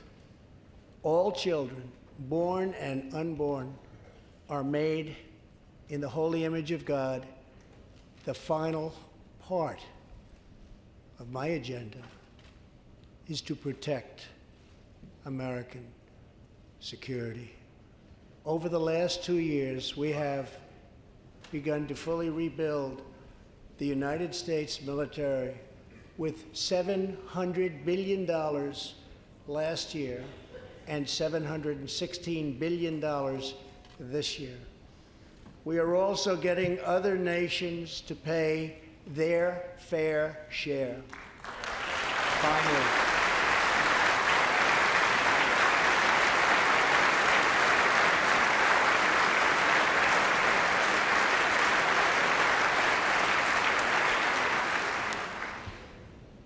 for years, the United States was being treated very unfairly by friends of ours, members of NATO. But now we have secured, over the last couple of years, more than $100 billion of increase in defense spending from our NATO allies. They said it couldn't be done.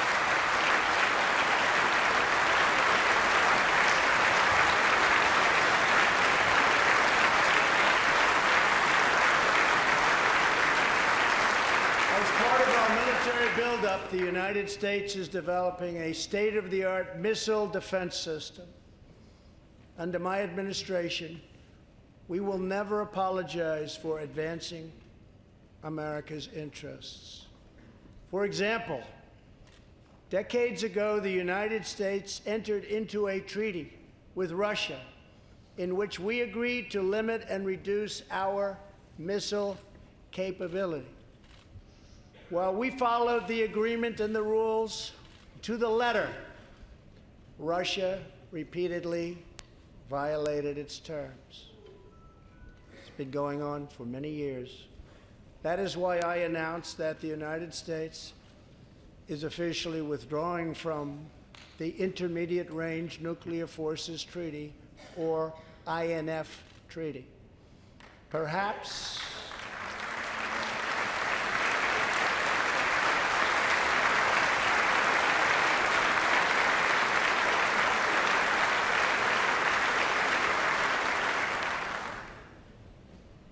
we really have no choice.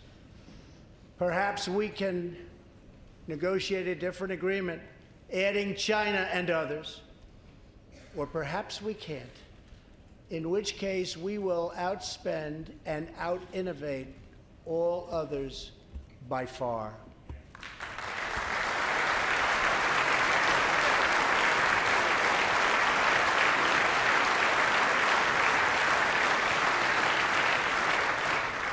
As part of a bold new diplomacy, we continue our historic push for peace on the Korean Peninsula.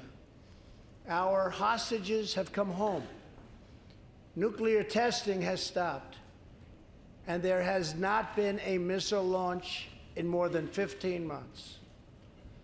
If I had not been elected President of the United States, we would right now, in my opinion, be in a major war with North Korea.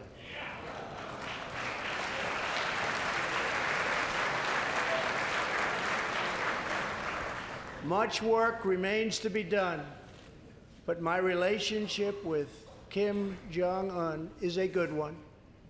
Chairman Kim and I will meet again on February 27th and 28th in Vietnam.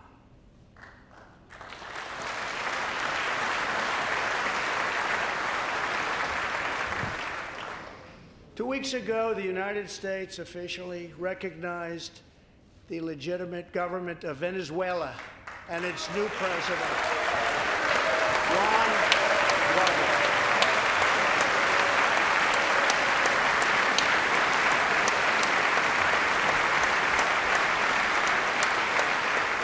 We stand with the Venezuelan people in their noble quest for freedom, and we condemn the brutality of the Maduro regime, whose socialist policies have turned that nation from being the wealthiest in South America into a state of abject poverty and despair.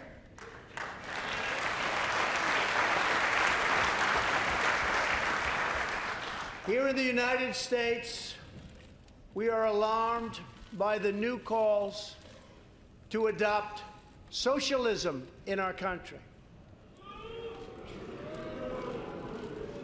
America was founded on liberty and independence, and not government coercion, domination, and control. We are born free, and we will stay free.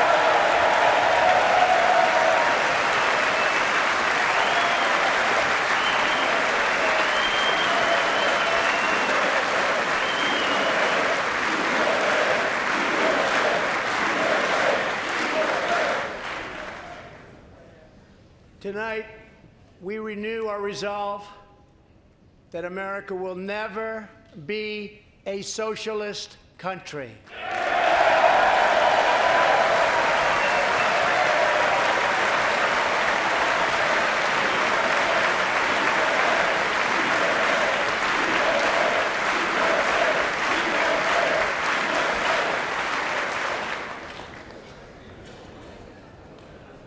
One of the most complex set of challenges we face, and have for many years, is in the Middle East.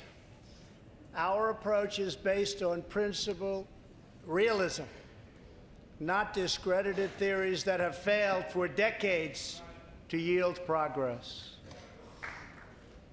For this reason, my administration recognized the true capital of Israel and proudly opened the American embassy in Jerusalem.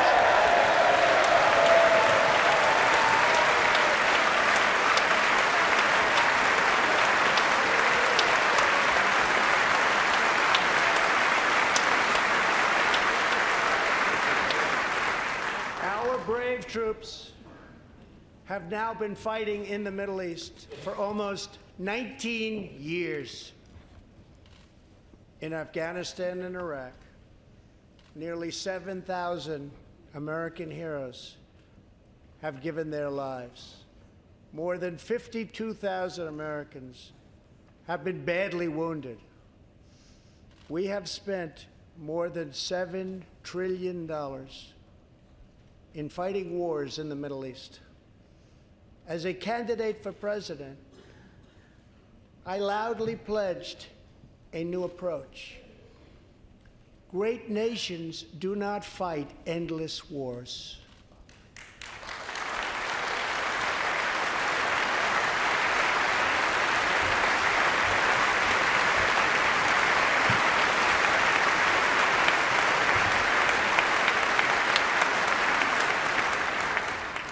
When I took office, ISIS controlled more than 20,000 square miles in Iraq and Syria just 2 years ago.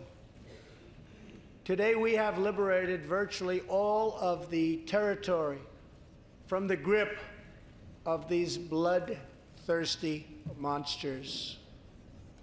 Now, as we work with our allies to destroy the remnants of ISIS, it is time to give our brave warriors in Syria a warm welcome home.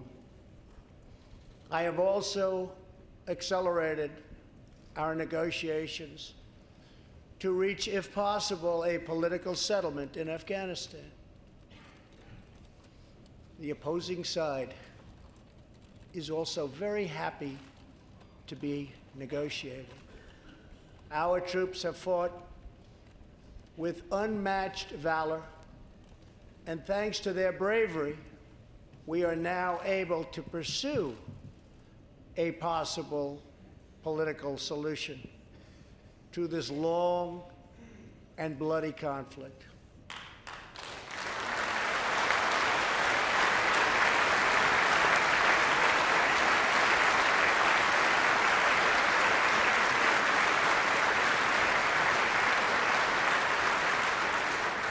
In Afghanistan, my administration is holding constructive talks with a number of Afghan groups, including the Taliban. As we make progress in these negotiations, we will be able to reduce our troops' presence and focus on counterterrorism, and we will indeed focus on counterterrorism. We do not know whether we'll achieve an agreement, but we do know that after 2 decades of war, the hour has come to at least try for peace, and the other side would like to do the same thing. It's time.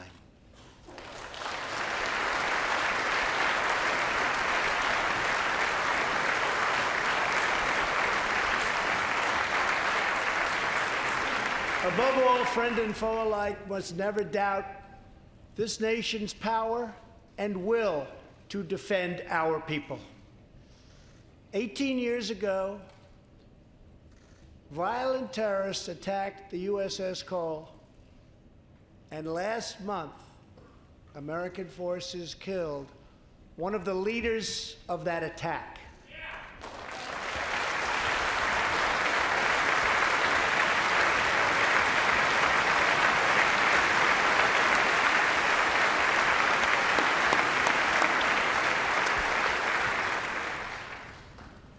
We are honored to be joined tonight by Tom Wibberley, whose son, Navy seaman Craig Wibberley, was one of the 17 sailors we tragically lost. Tom, we vow to always remember the heroes of the USS Cole. Thank you.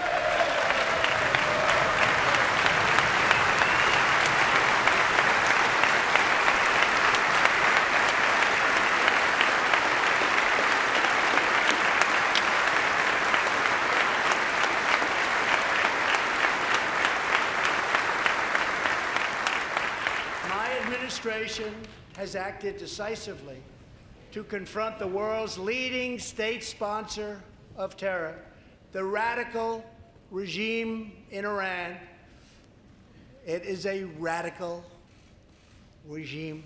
They do bad, bad things. To ensure this corrupt dictatorship never acquires nuclear weapons, I withdrew the United States from the disastrous Iran nuclear deal.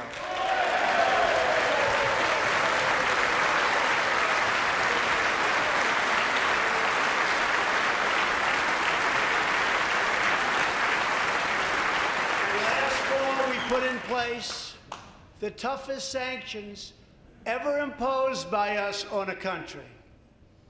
We will not avert our eyes from a regime that chants death to America and threatens genocide against the Jewish people.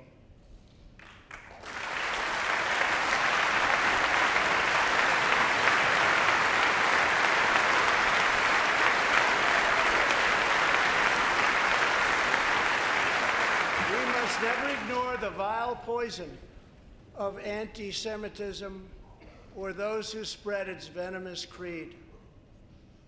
With one voice, we must confront this hatred anywhere and everywhere it occurs. Just months ago, 11 Jewish Americans were viciously murdered in an anti-Semitic attack on the Tree of Life Synagogue in Pittsburgh. SWAT officer Timothy Matson raced into the gunfire and was shot 7 times chasing down the killer, and he was very successful. Timothy has just had his 12th surgery, and he's going in for many more. but he made the trip to be here with us tonight. Officer Mattson, please.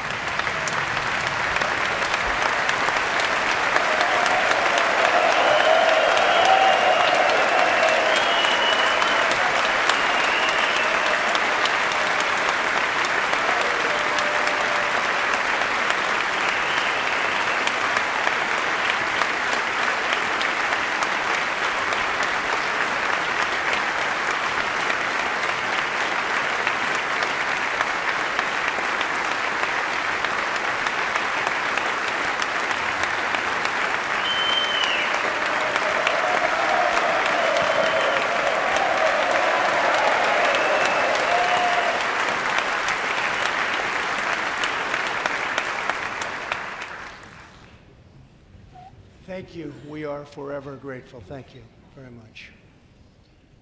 Tonight, we are also joined by Pittsburgh survivor, Judah Samet. He arrived at the synagogue as the massacre began. But not only did Judah narrowly escape death last fall, more than 7 decades ago, he narrowly survived the Nazi concentration camps. Today is Judah's 81st birthday.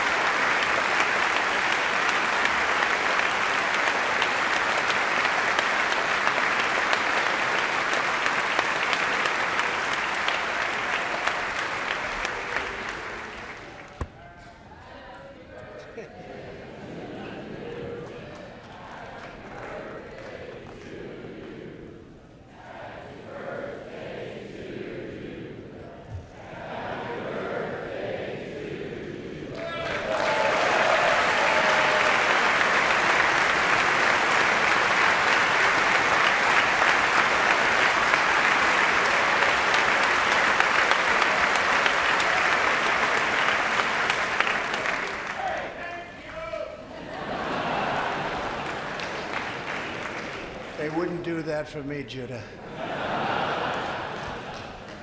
Judah says he can still remember the exact moment nearly 75 years ago, after 10 months in a concentration camp, when he and his family were put on a train and told they were going to another camp. Suddenly, the train screeched to a very strong halt. A soldier appeared. Judah's family braced for the absolute worst. Then his father cried out with joy, "It's the Americans, it's the Americans."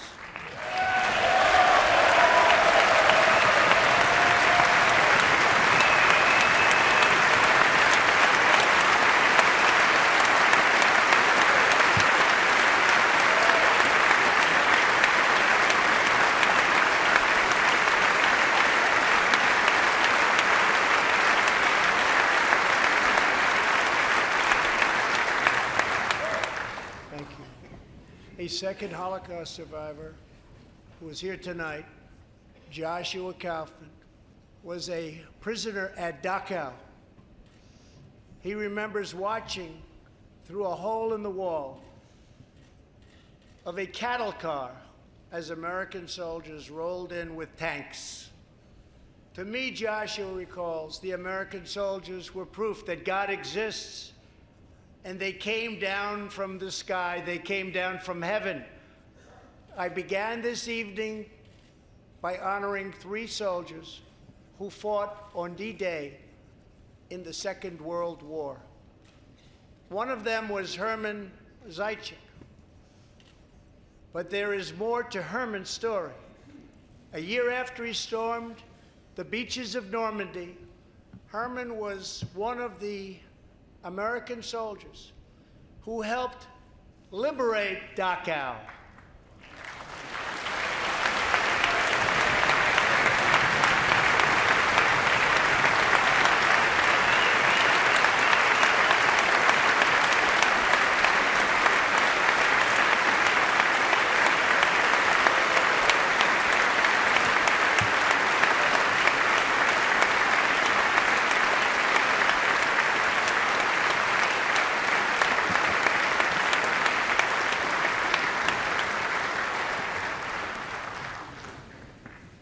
He was one of the Americans who helped rescue Joshua from that hell on earth.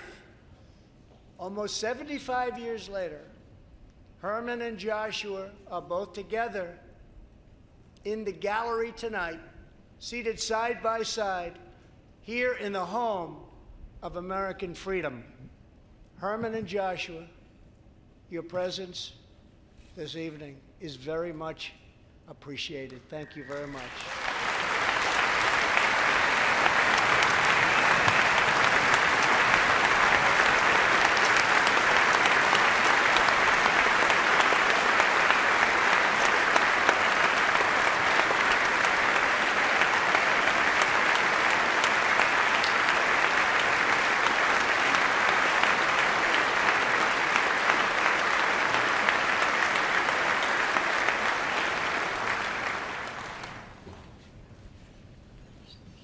Thank you. When American soldiers set out beneath the dark skies over the English Channel in the early hours of D-Day 1944, they were just young men of 18 and 19 hurtling on fragile landing craft toward the most momentous battle in the history of war. They did not know if they would survive the hour. They did not know if they would grow old, but they knew that America had to prevail. Their cause was this nation and generations yet unborn. Why did they do it? They did it for America. They did it for us. Everything that has come since our triumph over communism, our giant leaps of science and discovery, our unrivaled progress towards equality and justice, all of it is possible thanks to the blood and tears and courage and vision of the Americans who came before. Think of this Capitol.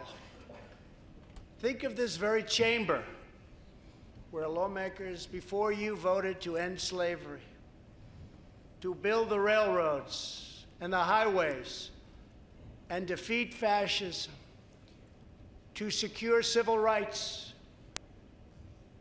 and to face down evil empires. Here tonight, we have legislators from across this magnificent republic. You have come from the rocky shores of Maine and the volcanic peaks of Hawaii, from the snowy woods of Wisconsin and the red deserts of Arizona, from the green farms of Kentucky and the golden beaches of California. Together, we represent the most extraordinary nation in all of history.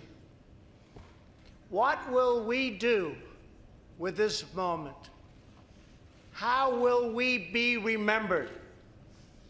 I ask the men and women of this Congress, look at the opportunities before us. Our most thrilling achievements are still ahead. Our most exciting journeys still await. Our biggest victories are still to come. We have not yet begun to dream. We must choose whether we are defined by our differences or whether we dare to transcend them. We must choose whether we squander our great inheritance or whether we proudly declare that we are Americans. We do the incredible. We defy the impossible. We conquer the unknown. This is the time to reignite the American imagination. This is the time to search for the tallest summit and set our sights on the brightest star. This is the time to rekindle the bonds of love and loyalty and memory that link us together as citizens, as neighbors, as patriots. This is our future, our fate, and our choice to make. I am asking you to choose greatness. No matter the trials we face, no matter the challenges to come, we must go forward together. We must keep America first in our hearts. We must keep freedom alive in our souls. And we must always keep faith in America's destiny. That one nation, under God, must be the hope and the promise and the light and the glory among all the nations of the world. Thank you, God bless you, and God bless America. Thank you very much.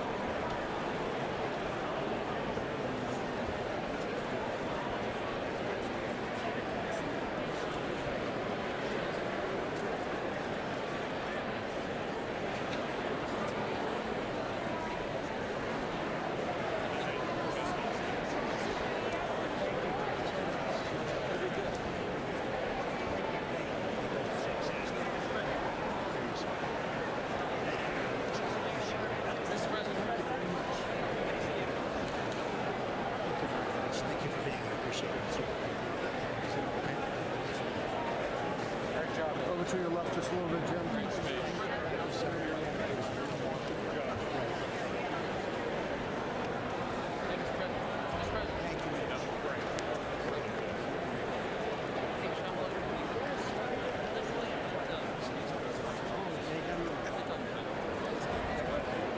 very much.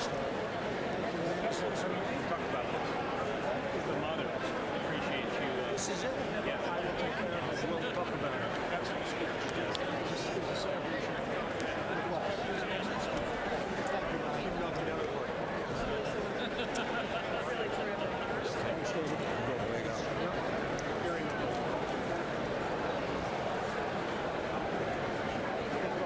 Thank you, Mr. President.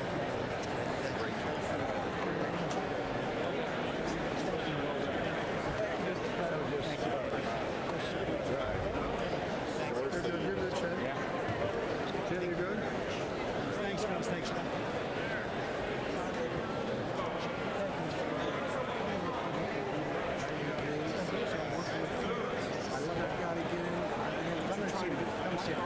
Thank you.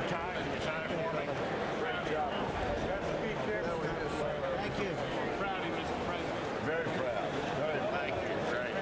Best you've ever been. Best you've ever been. Yeah. Thanks, man. Powerful.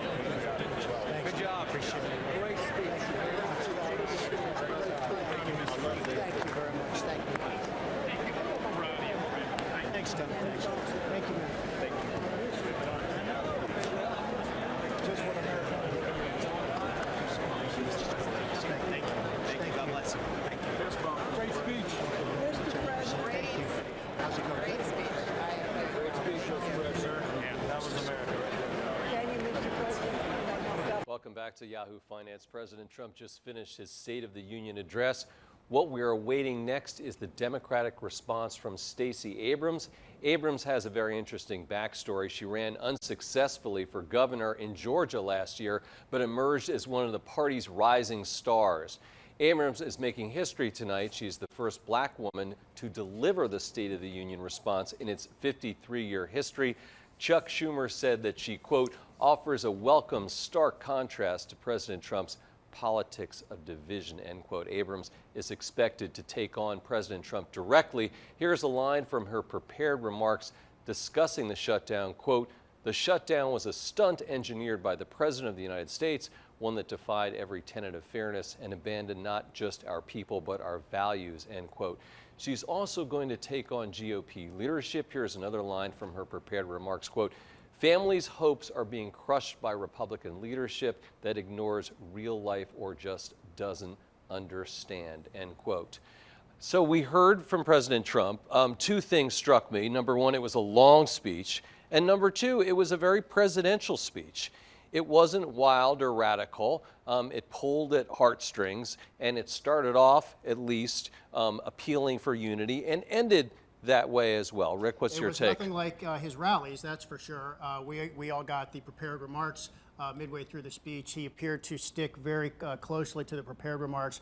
I think the takeaways I heard, the one piece of news was there will be a meeting with President Kim Jong-un of North Korea in Vietnam in late February, February 27th and 28th. I don't think we knew that before. For people following markets and financial issues, really a snoozer, no real news whatsoever. So on three issues, he said practically nothing about trade talks with China. He referred to them, but gave us nothing new to think about. He made a passing reference to infrastructure, but nothing much there, except he's in favor of some kind of infrastructure spending. And then some vague references to legislation to lower prescription drug prices, but nothing specific. Alexis, what's your takeaway? I want to talk about immigration and that wall, because the door seemingly was still left open for that potential emergency declaration. And I just want to read some of the ways that Trump characterized the wall as he sees it today. So he called it a smart, strategic see-through barrier, not just a simple concrete wall. He also added the word steel barrier in there. He called it a physical barrier or a wall, so either or. So maybe he's hedging a little bit here, but at the same time, he also drilled down and said the lawless state of our southern border is a threat to the safety, security, and financial well-being of Americans. So I think for sure he left himself an opening there, and yeah, just kind of surprising hedge there. But some familiar notes and playing to his base and people who support him on that particular issue. Brian, what about you? What did you think? Yeah, I think actually I'm just going to echo what Rick said. On the economic front, there wasn't any new detail on the big topic, which is really the U.S.-China trade deal. He referred to it briefly and said that he and Chinese President Xi Jinping actually have a good rapport, but no real details on what's actually been done or whether or not there are any concessions or whether or not we're close to anything. And he did not have anything to say about a meeting between himself and President Xi, which some of us thought might be something news. That's right. It could be an announcement, nothing of the sort in this particular speech. But I think broadly his rhetoric on tariffs actually was interesting. He kind of doubled down on it, and he did reiterate the urge that he would like Congress to pass what is called the reciprocal trade agreement, which is basically this kind of automatic lever that gets put in place. If another country puts a tariff on a U.S. good, then the United States can tariff the same good that's imported from another country. A very controversial idea here. To be honest, I think the odds of that actually passing through Congress would be fairly low. Also, when you consider the fact that imports, exports don't always work on a equal good status. If the U.S. is importing a good, it's likely that they're not exporting the same exact good to another country. So very interesting there. But he's really dialing down on this rhetoric that he still thinks the United States is getting an unfair treatment by other countries, not just China, around the world. Rick, we talked about the U.S. auto tariffs, and didn't mention it. Didn't mention that at all. But I think the rhetoric is still there. Whether or not we see any granularity on that is one thing. But again, if it needs to get passed through Congress, it's a Democratic House. So it's very, very low probability. I do want to ask Scott about the markets. And given maybe that there wasn't a whole lot of news to chew on, is the fact that the president acted presidential, is that something that the markets might respond positively to? Well, it's interesting. No mention of the stock market. Yeah, they left Scott out of the picture. Yeah, I was like, what am I going to say in the aftermath? But it is interesting what he did say on tariffs, which is that we need structural reform with China. That could be risky for markets because that sets the bar very high. I don't think investors really need a full-blown trade deal right now. What investors are looking for are any signs of thawing tensions. And for Trump to say, well, we need to really go deep into a trade deal, that could be problematic for the markets. I think that goes way beyond just reducing the trade deficit between the two countries. I don't think that investors tomorrow are going to be making any changes to their portfolios. If anything, maybe you lighten up on the pharmaceutical stocks. I mean, three Dow components are actually pharma stocks: Merck, Pfizer, and Johnson & Johnson. Well, let's talk about the healthcare and the pharma stuff. I mean, what did you guys pick up on there? Well, let me mention, I want to do one bit of fact checking here. So he did mention the phrase pre-existing conditions.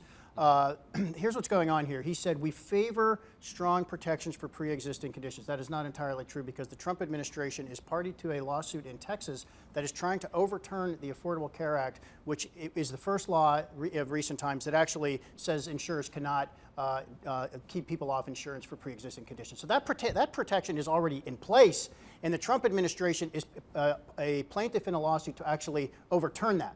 And then what Trump really means is that once that happens, then Republicans in Congress have these other bills that would put these protections back in place. But experts who have looked at this say those are weaker protections that are already in place. So those the protections are already there. This is, it's a word game, but he did not exactly speak the truth on that one. All right, anyone else have a point? Well, in terms of drug pricing, I mean, we did see HHS release a proposal, not too long ago, basically announcing that they would like to cut the middleman out of negotiations for drug rebates between drug providers and also pharmacy benefit managers, what is known as PBMs. As Scott mentioned, we saw a lot of the healthcare stocks really get hammered on that news because of the fact that the rebates kind of offer a backdoor way for these companies to kind of negotiate the way that these drugs are priced. Okay, I'm sorry to interrupt you, but I think we're ready to listen to Stacy Abrams. She is expecting. Love learning. My father, a shipyard worker, put in overtime and extra shifts, and they made sure we volunteered to help others. Later, they both became United Methodist ministers, an expression of the faith that guides us. These were our family values: faith, service, education, and responsibility. Now, we only had one car, so sometimes my dad had to hitchhike and walk long stretches during the 30-mile trip home from the shipyards. One rainy night, my mom got worried. We piled in the car and went out looking for him, and we eventually found my dad making his way along the road, soaked and shivering in his shirt sleeves. When he got in the car, my mom asked if he'd left his coat at work. He explained that he'd given it to a homeless man he'd met on the highway. When we asked why he'd given away his only jacket, my dad turned to us and said, "I knew when I left that man he'd still be alone, but I could give him my coat because I knew you were coming for me." Our power and strength as Americans lives in our hard work and our belief in more. My family understood firsthand that while success is not guaranteed, we live in a nation where opportunity is possible. But we do not succeed alone. In these United States, when times are tough, we can persevere because our friends and neighbors will come for us. Our first responders will come for us. It is this mantra, this uncommon grace of community, that has driven me to become an attorney, a small business owner, a writer, and most recently, the Democratic nominee for governor of Georgia. My reason for running was simple. I love our country and its promise of opportunity for all. And I stand here tonight because I hold fast to my father's credo. Together, we are coming for America, for a better America. Just a few weeks ago, I joined volunteers to distribute meals to furloughed federal workers. They waited in line for a box of food and a sliver of hope since they hadn't received paychecks in weeks. Making livelihoods of our federal workers a pawn for political games is a disgrace. The shutdown was a stunt, engineered by the President of the United States, one that defied every tenet of fairness and abandoned not just our people, but our values. For 7 years, I led the Democratic Party in the Georgia House of Representatives. I didn't always agree with the Republican speaker or governor, but I understood that our constituents didn't care about our political parties, they cared about their lives. So when we had to negotiate criminal justice reform or transportation or foster care improvements, the leaders of our state didn't shut down. We came together and we kept our word. It should be no different in our nation's capital. We may come from different sides of the political aisle, but our joint commitment to the ideals of this nation cannot be negotiable. Our most urgent work is to realize Americans' dreams of today and tomorrow, to carve a path to independence and prosperity that can last a lifetime. Children deserve an excellent education from cradle to career. We owe them safe schools and the highest standards, regardless of zip code. Yet this White House responds timidly, while first graders practice active shooter drills, and the price of higher education grows ever steeper.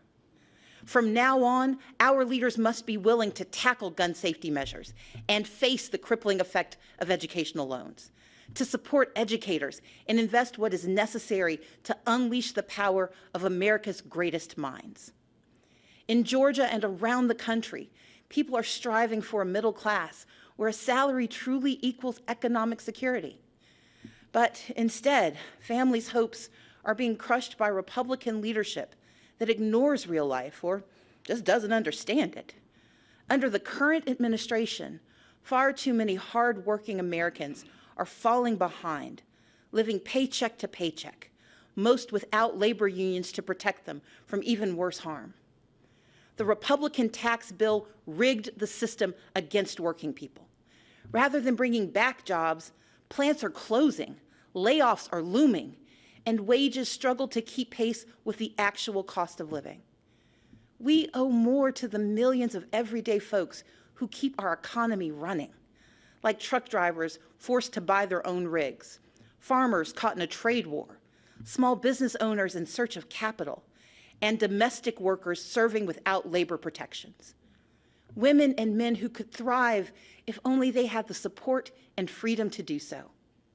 We know bipartisanship could craft a 21st century immigration plan, but this administration chooses to cage children and tear families apart. Compassionate treatment at the border is not the same as open borders. President Reagan understood this. President Obama understood this. Americans understand this. And Democrats stand ready to effectively secure our ports and borders. But we must all embrace that from agriculture to healthcare to entrepreneurship, America is made stronger by the presence of immigrants, not walls. And rather than suing to dismantle the Affordable Care Act, as Republican attorneys general have, our leaders must protect the progress we've made and commit to expanding healthcare and lowering costs for everyone. My father has battled prostate cancer for years.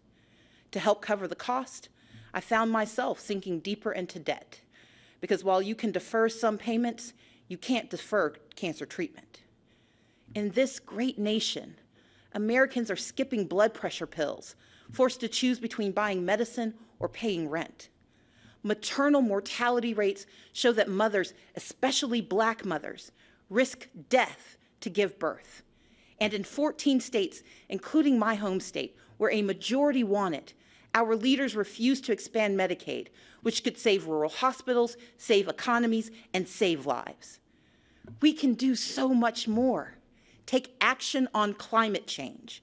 Defend individual liberties with fair-minded judges.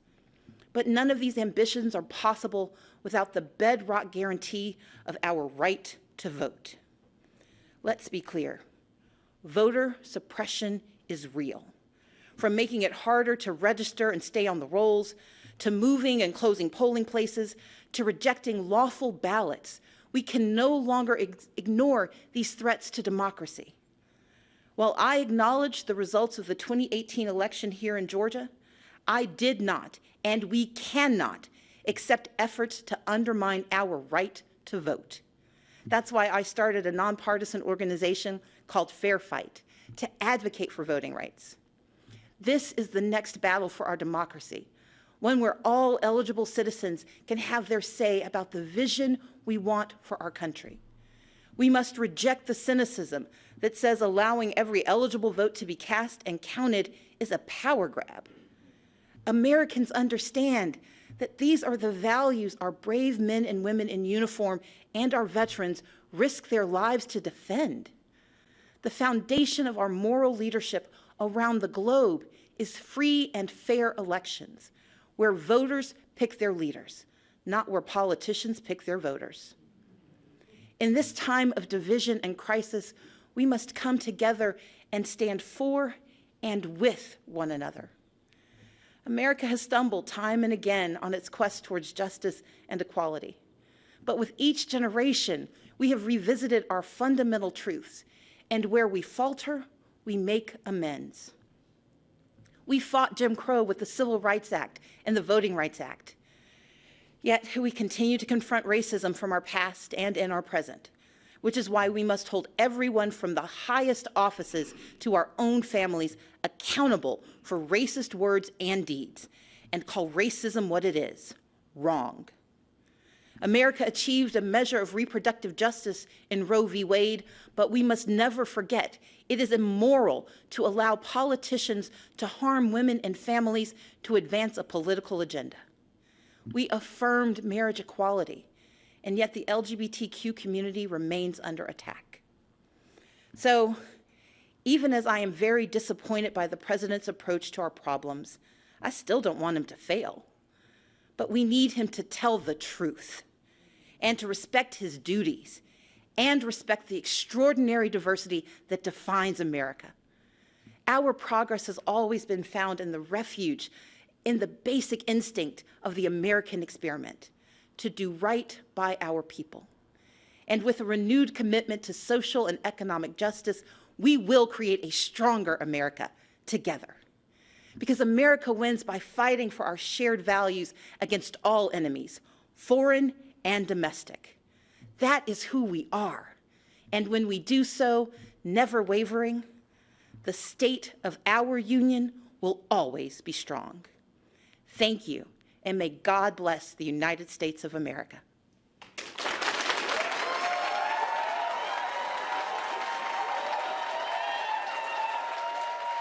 That was the Democratic response to the State of the Union address delivered by Stacy Abrams, former gubernatorial candidate from the state of Georgia. I want to bring back to our panel right now and talk to them a little bit. Alexis, what was your takeaway in terms of what Stacy Abrams said and also maybe what President Trump said as well? Yeah, well, less of what she said. She definitely hit all the main topics that we were expecting there. She hit Trump on the border. She talked about health care. She talked about the economy. She talked about the tax system. But she is the first non-member of Congress to do this response since these responses were started in 1966. So she's also a Black African-American woman. So a lot of firsts there. So she represents a lot of what I think this new Democratic House, at least, has been trying to represent in diversity. And the women, of course, in Congress were notable because of the white that they were wearing. Right, so they were standing up for the 25% of women who have representation in our Congress. And so this white was also representation used in efforts to promote women's suffrage. And so they were saying, look, women are 50% of our democracy, but we only have 25%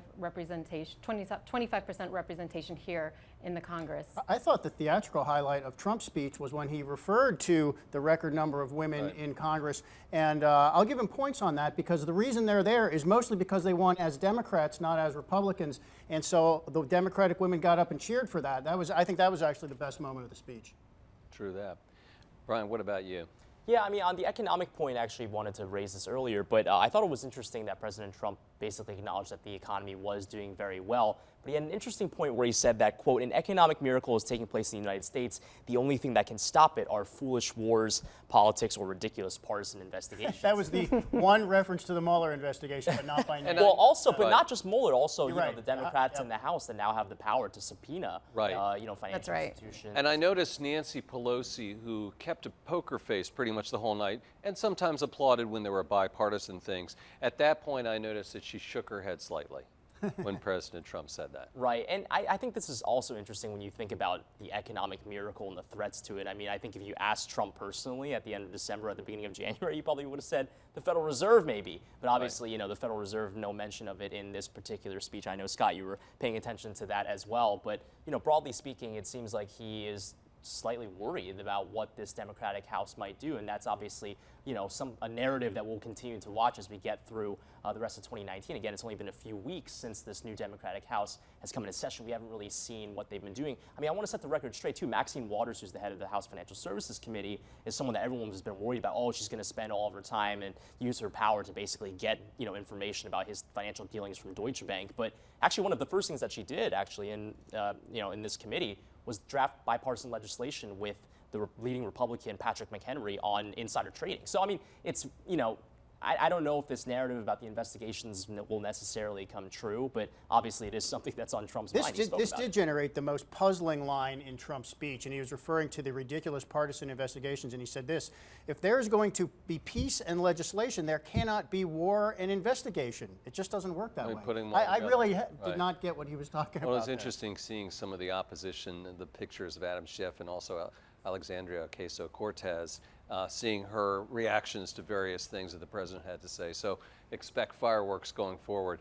Scott, I want to ask you a little bit about what you thought. And again, the markets, maybe not so much for them to respond to, but what are you thinking for tomorrow morning? Yeah, well, we did see futures up slightly throughout the night, and Asia stocks are up a little bit. They opened just a few moments ago, but I think it's very clear from that speech that the pharmaceutical sector is in the crosshairs of the government, and I think every investor out there is glad that it's not the tech sector, because we need tech to power this market higher. Remember, for the past year, there's been a lot of worry about tech regulation, and that didn't even come close to being mentioned in this speech. No mention of the Amazon Washington Post, which we know President Trump has coined that term over the past couple of months as well. And so, again, I think the main takeaway is no changes to the investing outlook. Tomorrow, we'll still be focused on earnings. We'll be looking ahead to the Fed, more economic data out there. We're moving past the government shutdown, which, by the way, was a non-event for the markets. I mean, we are up about 16% since the government shutdown started. Now,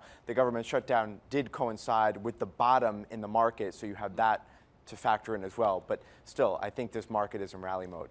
Right, unless the shutdown comes back. That's true. And that could happen as well. Rick, I want to end with you maybe, and you could talk a little bit about the Trumpometer, perhaps. The Trumpometer, it's controversial whether it's the Trumpometer or the Trumpometer. Yes, there's a controversy. The Democrats call it one and the Republicans call it something else? No, Jen Rogers calls it one thing and Miles Udland calls it another thing. But the Yahoo Finance Trumpometer digested Trump's speech and gives it a grade of mediocre, which is our third highest out of 6 grades. And here's the reasoning behind it. He had Buzz Aldrin, the astronaut. He had some war heroes. He had Holocaust survivors, and there was that nice moment when he acknowledged the record number of women in Congress. So that the theatricality of that was okay. It was actually kind of a bland speech. There were no real new policy proposals or anything bold. And then on the negative, personally, I just object to the fear-mongering over immigration, and I think a lot of Americans do too. He is not moving the needle on that issue at all. There's really been no change in the percentage of Americans who support a border wall, which is well below 50%. So that's how we get to mediocre. Just a thought on Stacy Abrams. I thought her short speech was about everything and nothing. It was a long laundry list with no narrative, and I don't think it really, in terms of substance anyway, told us much about what the Democratic Party is trying to be. So listen, I have a slightly more positive response to both speeches, perhaps because I have lower expectations. Maybe. And I was expecting both President Trump and perhaps Stacy Abrams to be more divisive. And I was actually surprised that both were sort of preaching a little bit across the aisle. Stacy Abrams saying, I don't agree with him, but I hope he succeeds. And boy, I thought that was one of the most across the aisle speeches that President Trump has ever made. Now, again, it may have to do with my expectations, but in any event, I was expecting more fireworks you think it'll than last? I got. Well, no, and I wonder what will come of it too. So. I think, in all fairness, it has a lot to do with the fact that the House is Democratic. I mean, you need to reach across the aisle to get anything done in this Congress. Obviously, that wasn't the case in the first half of Trump's presidency when it was all Republican. Well, we have a real-world test case coming up. Can they make a deal to get these long-term funding bills signed? And can we stop talking about another shutdown? 10 days. All we can say is stay tuned. What were the ratings, too? And it's a great reason to keep watching Yahoo Good Finance idea. every day. And I think we really should wrap things up because it's been a long night. President Trump spoke for an hour and 24 minutes. Stacy Abrams, not that long, but it was fairly lengthy as well. So we're going to have to wrap things up here. Thank you so much for watching Yahoo Finance's State of the Union live stream special. I'm Andy Serwer, editor-in-chief, along with Rick Newman, Alexis Keenan, Brian Chung, and Scott Gamm. Thanks so much for tuning in.